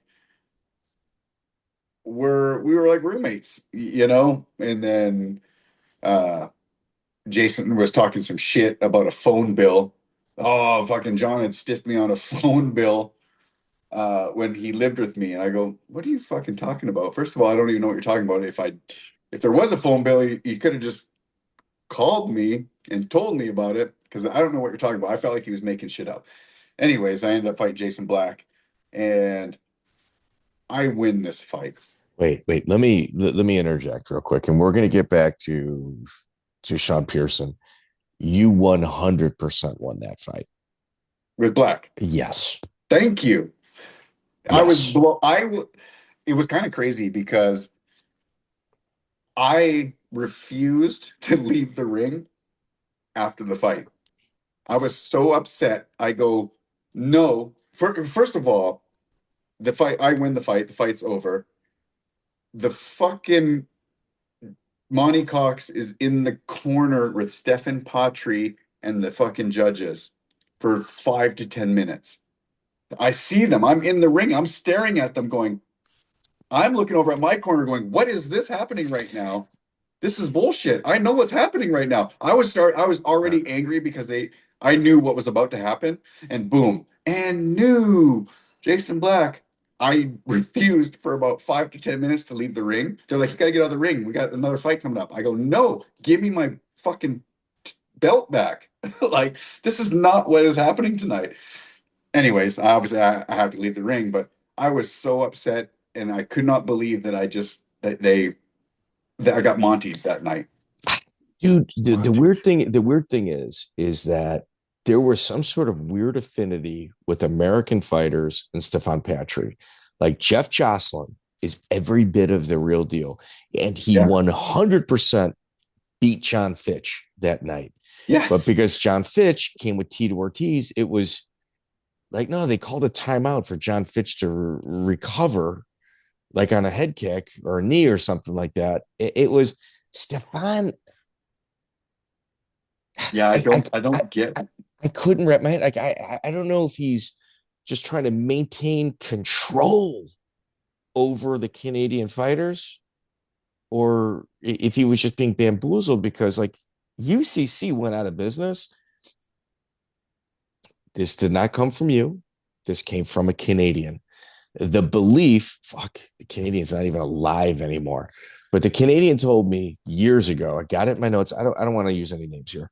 He said, yeah, Monty Cox would bamboozle Stephan some weird way, and UCC went out of business because of how much money Monty was able to get out of that. That was a big part of it. So that fight, what I'm so pissed to is I didn't get paid for the Jason Black fight either. Jeez. I'm the fucking champion, and then you rob me, and then I eventually got some of the money, like 6 months to a year down the road. Eventually got some of the money, and it drives me nuts that like you rob me of my belt, and then you don't want to pay me, and then you don't do it. It's like this. The gate was really low tonight. Give me a minute. Just give me a minute. I'll make it up to you. Give me a minute. That conversation is easy to have when something fair and just took place. But, when you get screwed twice, that's a little rough. Yeah. And I'm sure the Monty guys ended up getting paid because they probably got paid ahead of time. Yeah. And that was a big crowd. Like there was a lot of people at that show. Like I know that he did. And I know that Stephan was, I think Stephan had some issues with the bikers eventually. Well, that's when he moved coasts. Like he was on one side of the coast, and then I think he kind of realized. I think he moved to Costa Rica for a while. Yeah. It was Costa Rica or Belize, something like that. I think it may have been Belize. Okay. So Sean Pierson, you head kick KO him. This guy's on the Olympic. Listen, I kind of dog Canada for two reasons. Well, a few different reasons, but one of which you guys have never had an Olympic gold medalist that wasn't imported in wrestling. So like the Olympic, like the level of wrestler in Canada. I get it. Yeah. I mean, you guys have never had an ADCC champion either. Like those are boxes you guys should check at some point. Right. Yeah. But still, I mean, to get to that level in that country is 100%, and then knowing that he liked to box and he liked leg locks. It's like, okay, this is going to be a challenge. He was a big kid. He was big. He was a shooter. He was definitely a shoot fighter. Legit shoot fighter. And I knew he cut a lot of weight. So I was like, okay, he's going to be a big boy too. But I remember going into that fight, I was ready. I remember just being so at that, there was a moment in that little period of time there, that I felt unstoppable because I think I had just beat Chris Brennan also. Did I just beat Chris Brennan? No, Brennan's after. Brennan's afterward. Oh, is it afterwards? Yeah. Okay. I remember that period of time though where I was dialed and I was real confident. So going into the Pierson fight, I knew I had my hands full, but I also knew that like I'm not losing tonight kind of thing. No, but like what I will say in regards to your performance, including against Jason Black was nightmarish for everybody. Like he's an absolute nightmare. He's got big wins over a ton of people, maybe not the most exciting fighter, but like your game planning and your ability and your discipline to stick with the game plan, you can see that in today's mixed martial arts, but you never, ever, ever see it at this period in the game. Well, I felt like I was one of the first, like, because I didn't start with a certain background. I started watching No Holds Barred, and I knew that I had to know jiu-jitsu. I have to know some striking, and I have to know some wrestling. So I kind of started with it all. So I felt like I was one of the first, truly well-rounded guys, knowing when I went into certain fights, it was like, I got to stand in this fight. Or I'd go in another fight going, this guy's probably a better boxer or a good boxer in ground max. I'm going to take it to the ground. Yeah, you had discipline. Like you're I think you being on the police department right now, you can see what you're made of in fights like that, where there's no like nervousness. Like sometimes guys will kind of like spaz out on the ground. And Jeremy Horn said, we'll say this is his words, not mine. That person that's spazzing out right there, he's afraid. He needs to relax. He needs to calm down. Yeah. You never see that in any of your fights. Like you're comfortable on top, you're comfortable on bottom, you're comfortable on your feet, and you're disciplined enough to get it where you want it to be. Yeah. It's interesting. Yeah. Oh, that's why you got 50 fights and you're still, still got my wits about me. Yeah. Nasir Lewis is a Golden Glove champion out of the 808 fight team out of Hawaii. They obviously know who you are. You win by rear naked choke. At this point, you start dabbling with Royce Gracie. You're a blue belt under Royce. I never trained with Royce. Okay. All my jiu-jitsu really came at that point was from Jason in the beginning. Jason was the blue belt with Royce. And then my jiu-jitsu started really coming into play with Romy Aram and Javier Vasquez. Both studs. That's when I started training with those guys, and that's when my jiu-jitsu started to like really develop.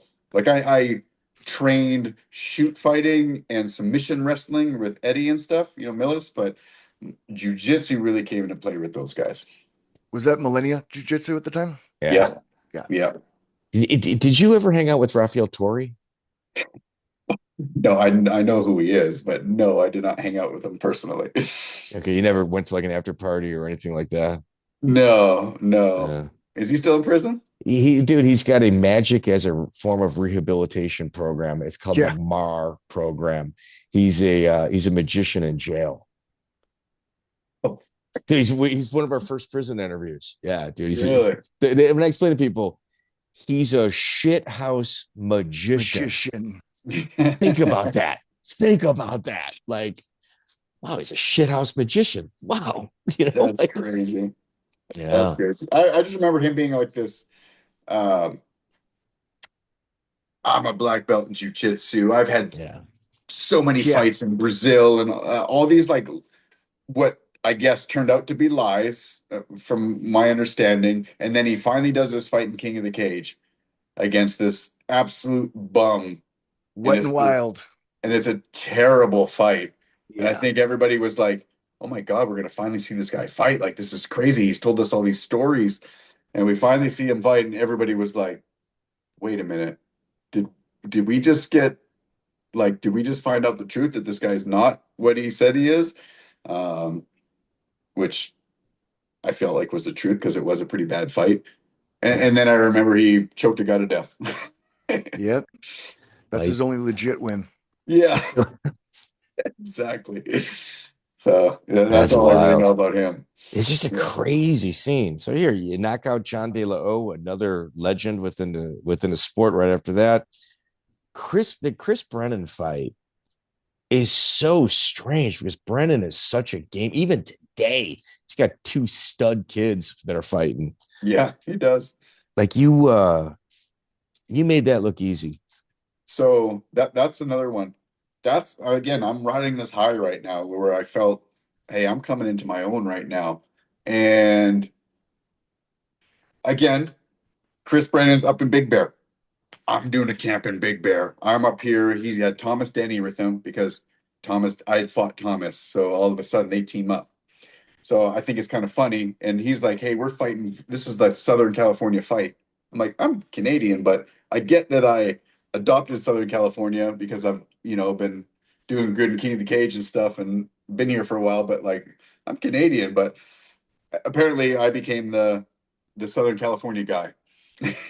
Because you look like a surfer. That's part of it. I guess so. Yeah. So everybody just, adopted me out there, which is great, but he's making a big deal. Like I'm in Big Bear again. Same thing Thomas did.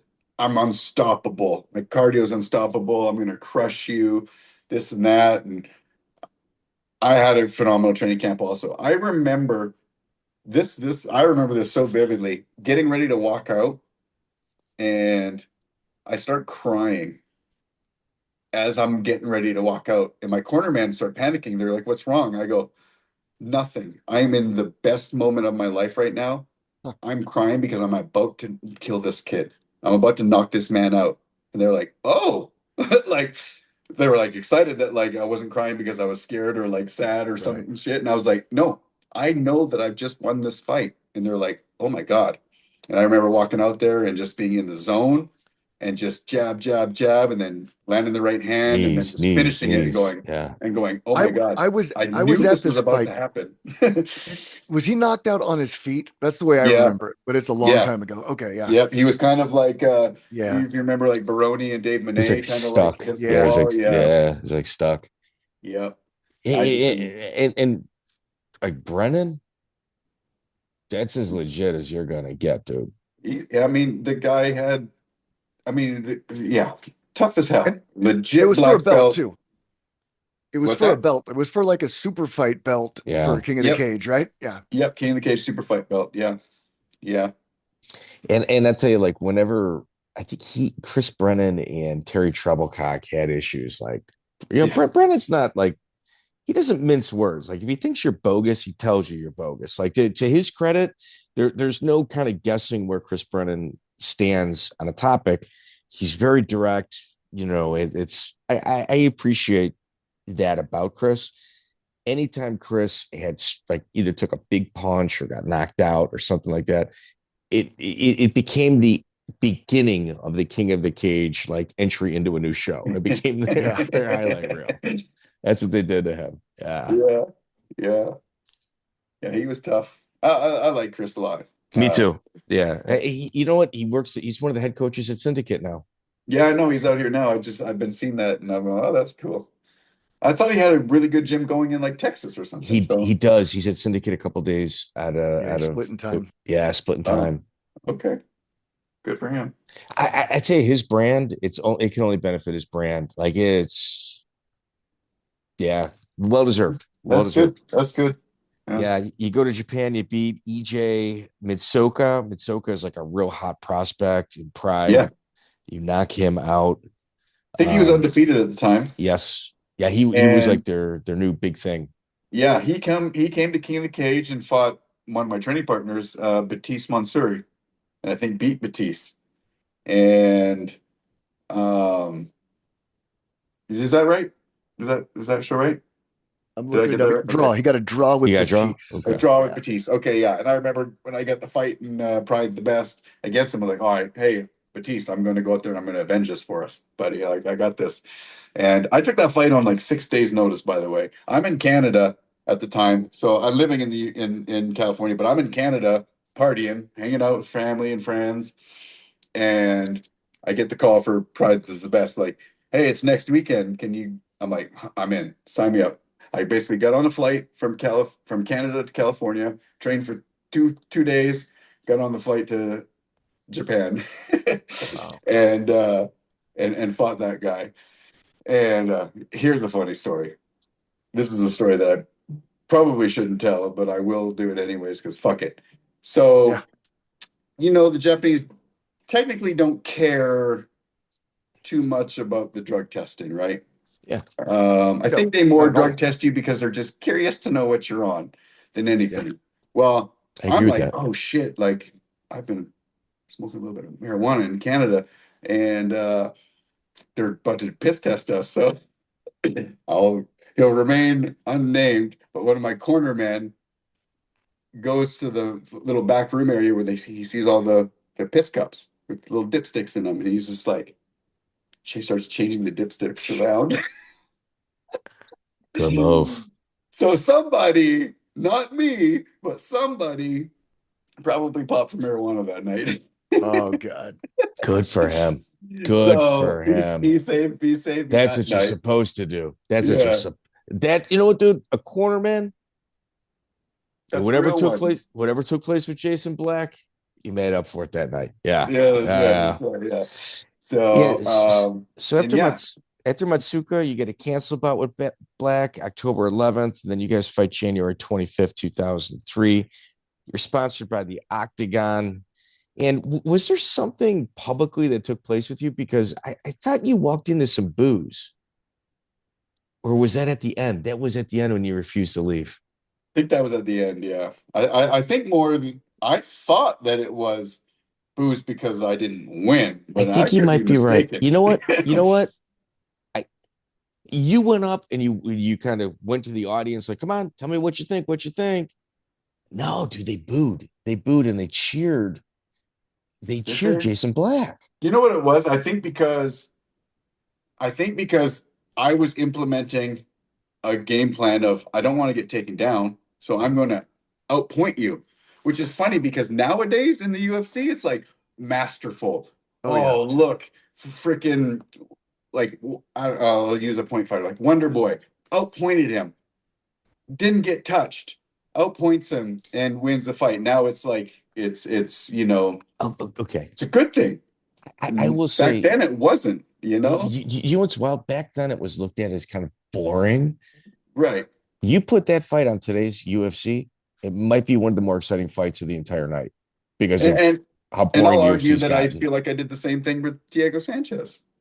You know, I feel like I won that fight. Now I get that some people might think that no, you lost or it was a draw, but I feel like I won that fight personally. After the third round, I thought for sure they were giving it to you. See, I was pretty shocked that they screwed you. You know what's fucked up is Joe Silva. I remember Joe Silva got into the octagon and he comes over to me like before the decision. He goes, "You messed up. You messed up this fight." And I was like, "What?" I'm like, "What are you talking about?" I'm like, "Look at Diego had a huge gash over his eye, bleeding, has to go to the hospital to get stitches, and I am untouched. Yeah, like looking just as handsome as I did at the start of this fight as I am at the end." And I screwed up, and then that's when I kind of knew. I'm like, "Oh, this is probably not going to go my way. I see what's about to happen." Yeah, Diego was the undefeated, tough, and the reality show star too. Yeah, and undefeated. All the heat. Like, you knew what I would have said? That hey, no, Joe, you fucked up. You should have put him in against a jobber. He just lost. No, Joe, you fucked up, Joe. Yeah. Yeah. What's crazy is like I was supposed to fight the winner. The winner of me and Diego at that time was supposed to fight Carl Parisian for the title shot. That's kind of what they told us. That's like, a nightmare matchup for anybody at this time. I trained Carl. I trained with Carl a lot. I had his number. Did you in training? Oh, okay. Yes, but had you not gotten that look in your first time getting the feel for Carl, is it a match? Nightmarish. Can we agree? No, yes. I love Caro to death. I think that he had a very unique style. He was stubborn as fuck in the gym too. Like he was stubborn. He would refuse to tap, and I remember having to choke him out a few times because he was that stubborn. Where it's just like, hey, bro, it's just training. Like it's okay. You didn't lose in life right now. Like it's just training. But he was stubborn. Yeah. But no. Wow. But Bakara was tough as fuck. Good dude too. Another fight that you made look easy that was like it's shocking. Like what's going on here? Like why John looks like you're working in the Matrix where they're just kind of flat footed. Ronald Junn's a badass at this point in his career. Junn's an absolute savage. Yeah, he smoked him too. Like you won that fight before you even walked in there. I was legit really nervous for Ronald Junn. You should have been. I knew. Yeah. I mean, I was watching Ron for so long in Super Brawls and all these other events going, oh my God, I'm actually fighting this guy now for the title. And yeah, I just remember being legit like I might be in over my head. But it allowed me to train very hard. And what's kind of crazy about that is I went to Detroit to Kronk Boxing Gym for like 4 months straight and trained under Emmanuel Stewart and all the guys at Kronk Gym. And I remember walking into the gym in Detroit, the only white dude, right? I walk into that gym and all these black boxers were like, start warming up going, fresh meat. They all say fresh meat. Dude, Joey, just so you know, that's a Midwest term for a white boy in prison. Yeah. I was in for it. Yeah, And that's a Midwest term. That's a jail term. Yep. But for 4 months, I trained there and had a freaking blast. And obviously, eventually, they welcomed me in. You know, they're like, "Hey, man, white boy's got heart." You know, like, Yeah. I became one of them kind of thing for a few months there, and it's wild because then I go into the Ronald John fight thinking like I'm gonna box his head off. I fucking shoot takedown after takedown, not wrestle him. Was this at 170? Yeah. Yeah. Yeah. That was for the welterweight title in Canadian. I would say that Chronic Gym was kind of like the Lion's Den with actually a higher degree of success of MMA. Yeah. They had more of a success. Yeah. For sure. I mean, I can't even begin to think of all the champions that came out of there. Yeah. Stewart.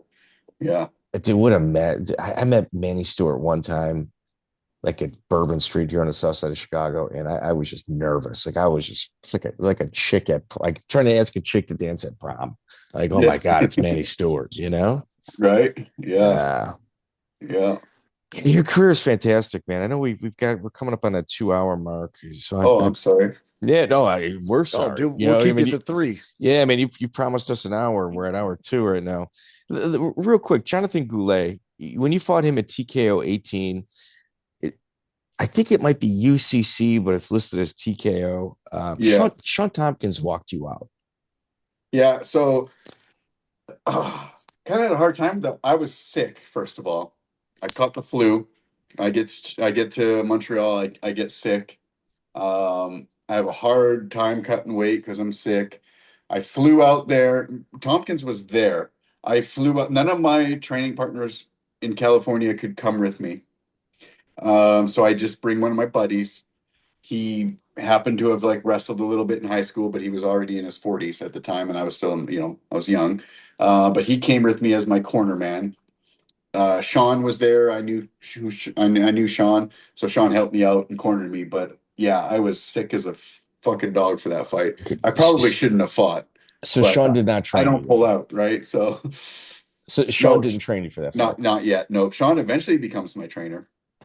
But what was it? What was your experience like with Sean? Love that guy. I miss him to this day. He had such a good way of motivating individuals. He knew how to motivate me, but he knew like motivating somebody else would be totally a different avenue he had to go down. So I respected that, but he knew how to get into my head. He knew what made me tick. He knew that I needed a certain amount of hatred for my opponent. I didn't have to be like crazy with it, but there had to be a little bit of beef with me and somebody for me to have like a really good fight. And he knew that, so he would create it somehow. He had a good way of creating it, which was really weird. But before you knew it, I'd be like, "Oh yeah, you're right. Fuck this guy, Sean." Yeah, I agree with you. Yeah. So, and man, I got so many stories with that guy. Like we could do 2 hours on just me and Sean traveling and cornering and having fun. What kind of person? Like Sean made his bones training fighters. One of the things you don't hear, like, what did Sean train people? What did he like charge people to train them? Nothing really. Like hook me up at the end of the fight, kind of a thing. But there was maybe with some of the huge names he had agreements with, but like for the most part, like Sean was there for the ride and wanted to see you succeed and wanted to see you grow.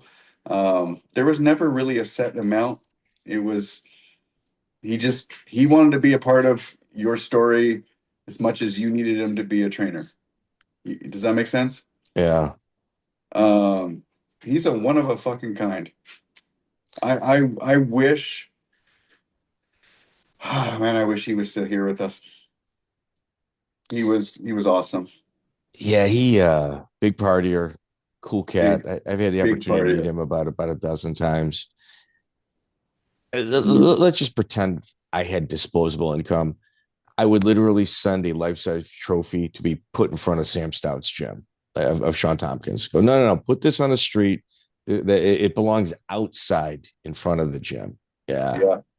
He influenced so many people and helped so many people's career, and the style, like, yeah. Well, look at Chris Hordecki, Sam Stout, Mark Hominick, all guys that had incredible success in mixed martial arts. Mm-hmm. Those are like there's trainers. I mean, you worked out at Extreme Couture. They get a high level athlete that's been trained by somebody else walking through that door. Like it's more of like a big game hunter. And then you get like the guys that are coaches that take you from white belt to black belt and get all this success in between. Like that's like there's a trainer where people gym jump out and through, big game hunters, and then there's a coach. Shawn Tompkins was a coach. Yeah. I mean, he was coach. Like that's what he was. Legit. That's why he had the coach tattooed on him. You know, like he was the guy. He was our coach, and he didn't have to know everything in jiu-jitsu and everything else, but he knew how to motivate you. He knew, hey, when you were fucking something up, he knew when to, when something was going good. He knew when to like change the game plan. He was very smart with it. Yeah, like Joey, like whenever you met Shawn Tompkins and you talk about like his history and stuff, he like first thing out of his mouth, I'm Bas Rutten's #1 student. Like, and he'd be very serious telling you that. And then he'd be like, what about Dwayne Ludwig? And he'd go, Dwayne's a good guy, but I'm the #1 student. Like, it was always kind of like one of those things, like he just good dude. Cool cat. Yeah. Cool cat. So many good nights with that man. He would tell you. I'm sure he told you he was Bas Rutten's #1 student, right? Oh yeah. Loved it. And it's like that's how much respect he had for Bas. But Bas is another guy that I've had. He's so awesome. He's so awesome too. Had some good nights with him.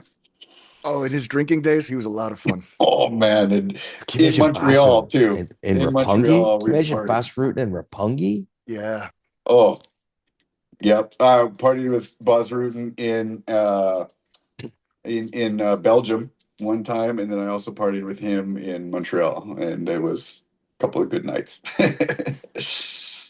Joey, he also fought Shannon Rich. Was this a real fight, or were you approached to do a fake fight with him? It was a real fight. Okay, not that I don't believe you could beat him. Yep, no, but Shannon Rich did.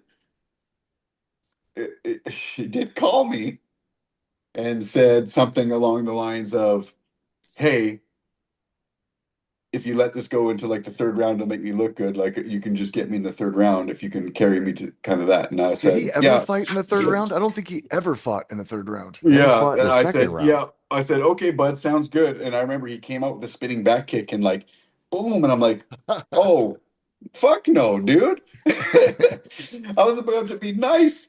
And then I remember if I could just TKO him like pretty quick, but nice. Like what the fuck? Shannon's got a real good arm bar. Like he does. No, he's got skill. If you get caught with Shannon on top of Shannon, he's going for the arm bar, and if he gets it, you're done.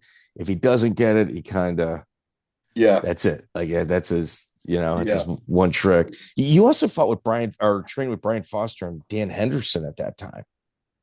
A little bit, yeah. That's pretty cool. That's pretty cool. Brian Foster's a commissioner. So would Matt Lindland. Matt Lindland would come in every once in a while too. So, was this at Extreme Couture? No, this was at Millennia. Oh, that's right. Henderson did peek into Millennia. Yeah. Yeah. I remember beating the shit out of fucking Matt Lindland one day too. And I couldn't believe it. I was kind of like, I remember leaving the gym going like, did I just do that? Like, I thought so talented. This is Matt Lindland here. And I just remember beating the dog piss out of him. And still to this day, I'm like shocked, like going up. Was he just not trying? Or what? Matt became like in love, like the typical wrestler that falls in love with boxing. Like at some point, and I don't know what period of his career this was, but like those wrestlers, it's kind of like the NBA player wanting to be a rapper and a rapper wanting to be an NBA player. The wrestler always wanted to get a stand-up knockout. Yeah. He couldn't box. No. He knocked out Jeremy Horn. Yeah, but doesn't mean he could box. It might have been a lucky shot. Yeah. John Alessio. Absolute pleasure, man.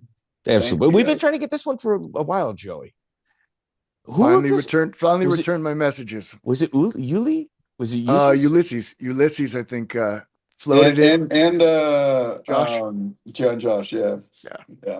Well, dude, we're MMA history. Like there's no doubt about it. Joey, like where I was in the Midwest, like every weekend I'd be at an event. Joey was doing the same thing in California. So it's it's a real, we met through this show. We've only met like in person 2 or 3 times, but it's like we were doing the exact same thing at the exact same time, just in different parts of the country. So it gives us like a real good kind of understanding of what the makeup of what was happening. Yeah. I like it. I appreciate you guys having me on. Yeah. Dude, Thanks for like coming if on, you man. look at your career, like there's a lot still. Like there's a lot. Like there's many more stories. Dude, you got Jorge Santiago. You guys were supposed to fight twice. It got canceled. Yeah. You know, Joey Villasenior twice got canceled. You know, and then you get the UFC. That's when I was getting re-signed with the UFC. Yeah. I remember. You got time for like a quick 60 seconds? Okay. Yeah. All right. So I got one more question after this. I had this fight with Joey Villasenior. I don't believe it was signed, but it was supposed to be in King of the Cage. Then UFC calls. That's for the Diego fight. So Diego had his little stint in King of the Cage, right? So Terry Trebilcock already had wasn't feeling very hot about Diego because Diego went on to go to the Tough show. And that's still when Terry thought like King of the Cage was still going to be UFC. Anyways, so I get the call to fight Diego. And I tell Terry, hey, I want to fight Diego Sanchez in the UFC. I don't want to do the Joey Villasenior fight. I mean, why wouldn't I want to go back to UFC, right? So he goes, nope, not going to happen. I'm not going to. I don't know if there was can't recall or not if there was a contract, but either way, it wasn't exclusive. So but the dates were close or was before or something like that. He's like, nope, not going to happen. I will change the date to the Joey fight. I will make the date to the Joey fight the same night as the UFC. I go, Terry, I'm trying to reason with you. This is my chance to get back to the UFC. I'm trying to, trying to do my thing here. And he even says, he goes, I will rent a fucking gymnasium and put on Joey Villasenior versus John Alessio as the only fight of the night, the same night as the UFC, just to make it sure that's the route we were going. Jesus. So this is seems reasonable. Quick story. This is actually where Stephan Patry comes into play. Out of the blue, Stephan Patry calls me and was like, knew that I was having these issues with Terry and was like, hey, can I try to help get you out of this situation? He legit did. He ended up somehow convincing Terry, and Stephan Patry wasn't my promoter or manager or anything. Somehow was able to let Terry chill out. I got to go do my fight in UFC. I do remember there was somewhat strings attached because afterwards Patry was kind of like, hey, after the fight, what about me? Kind of like wanting a percentage. And I'm like, get the fuck out of here. No, I'm not giving you shit. You still owe me. I go, why don't we call it even for what you owe me off the black fight? You still owe me for that fight. And he was kind of like, what do I say now? And, that kind of ended. Isn't that crazy? And dude, you also got a canceled fight with Nick Diaz. Yeah. Dude, can you imagine what that would look like, Joey, at this time? Yeah. Oh, dude, I was so looking forward to that. What's funny is when I ran into Nick, one of the last times that me and Nick talked, we were at the UFC. And I remember going, hey, man, John Alessio goes, I know exactly who you are. And I was like, oh, shit, here we go. It's going to turn into one of the Diaz moment. He goes, man, when you signed to fight me, he goes, I was scared, dude. I was so scared. He goes, I knew. He was like, this pretty boy, I can't lose to this pretty boy. This pretty boy can box. He's got jiu-jitsu. And he's like, this is not a good fight for me. And I was like, oh, shit. Thank you, dude. I agree. We ended up broing down and having such a good time. We hung out and it was so cool. And I was like, oh, fuck. I thought this was about to go with that Nick Diaz route where it's we're about to fight for free. Yeah, we're about to fight in the hospital. Pull out the camera. Pull out the camera. We're about to go viral. Yeah. Yeah. But it was completely opposite. And I was like, oh, dude, you're so fucking cool. So I mean, Mac Danzig, I know you guys were real tight. Mac's one of our dude's one of our favorites. Mac Go ahead, Joe. Did you say you lived with Matt Danzig and John Cole? No, I lived with John Cole. Mac never lived with us. Okay. But yeah, he was one of my number one training partners for a few years there. Mac and I traveled to Vegas before I moved to Vegas. Did some training camps together out here. Then we also went to Utah together a bunch of times and did training camps out there. Yeah, you know what, dude? Right after Jonathan Goulet, one of the interesting things is you had almost 2 years off. Was it that freaking long? Yeah, almost. It was like Wow. 17 months. Damn. Like that's a long time off to still have 50 fights. Yeah. That's 9. After Jonathan Goulet, that's November to August. That's like 9 months off. Is it not? Look at the years. 204. The end of 2004 to August of 2005. It's a little less What am than a I year. looking at? It's okay. You're still the MMA detective. Damn, got me. Either way, 9 months is a long time for me. Yeah, it is. Yeah, for sure. Yeah. Either way, I know the world's a safer place with the badge on your chest, and like I'm very pro law enforcement. When law enforcement is good law enforcement, nobody likes a bad cop. Nobody likes a bad cop. Not even a good cop. No, right. No, Right. and dude, traffic too. Do you get along with the guys in traffic? Not really, Yeah, but I don't see them, so I'm pretty far removed from. Yeah, keep it that way. Yeah, Keep it that way. Keep it that way. Yeah. John, absolute pleasure, man. Thank you so Thank much. you guys. Appreciate you guys. Yeah. Take care. You too. Joey. It was a good one, man. I'm glad we finally got him. He's had a hell of a career. It'd be great to get the second half of his career at some point, maybe with one of his training partners. But that was a good one. Dude, I want to do something about Mark Lehman with some of his past students. Mm-hmm. Ulysses Gomez would be good. Yes. So, but he's definitely done a lot for us. all right. Yeah. No, please. If you can do a group message between the three of us, I'd like to thank him personally. He's got his 2 killer interviews, man. Really, really good stuff. So, all right. I got the kids screaming. I got to go hang out with the fam. Love you, brother. Be good. Take care. Not to love.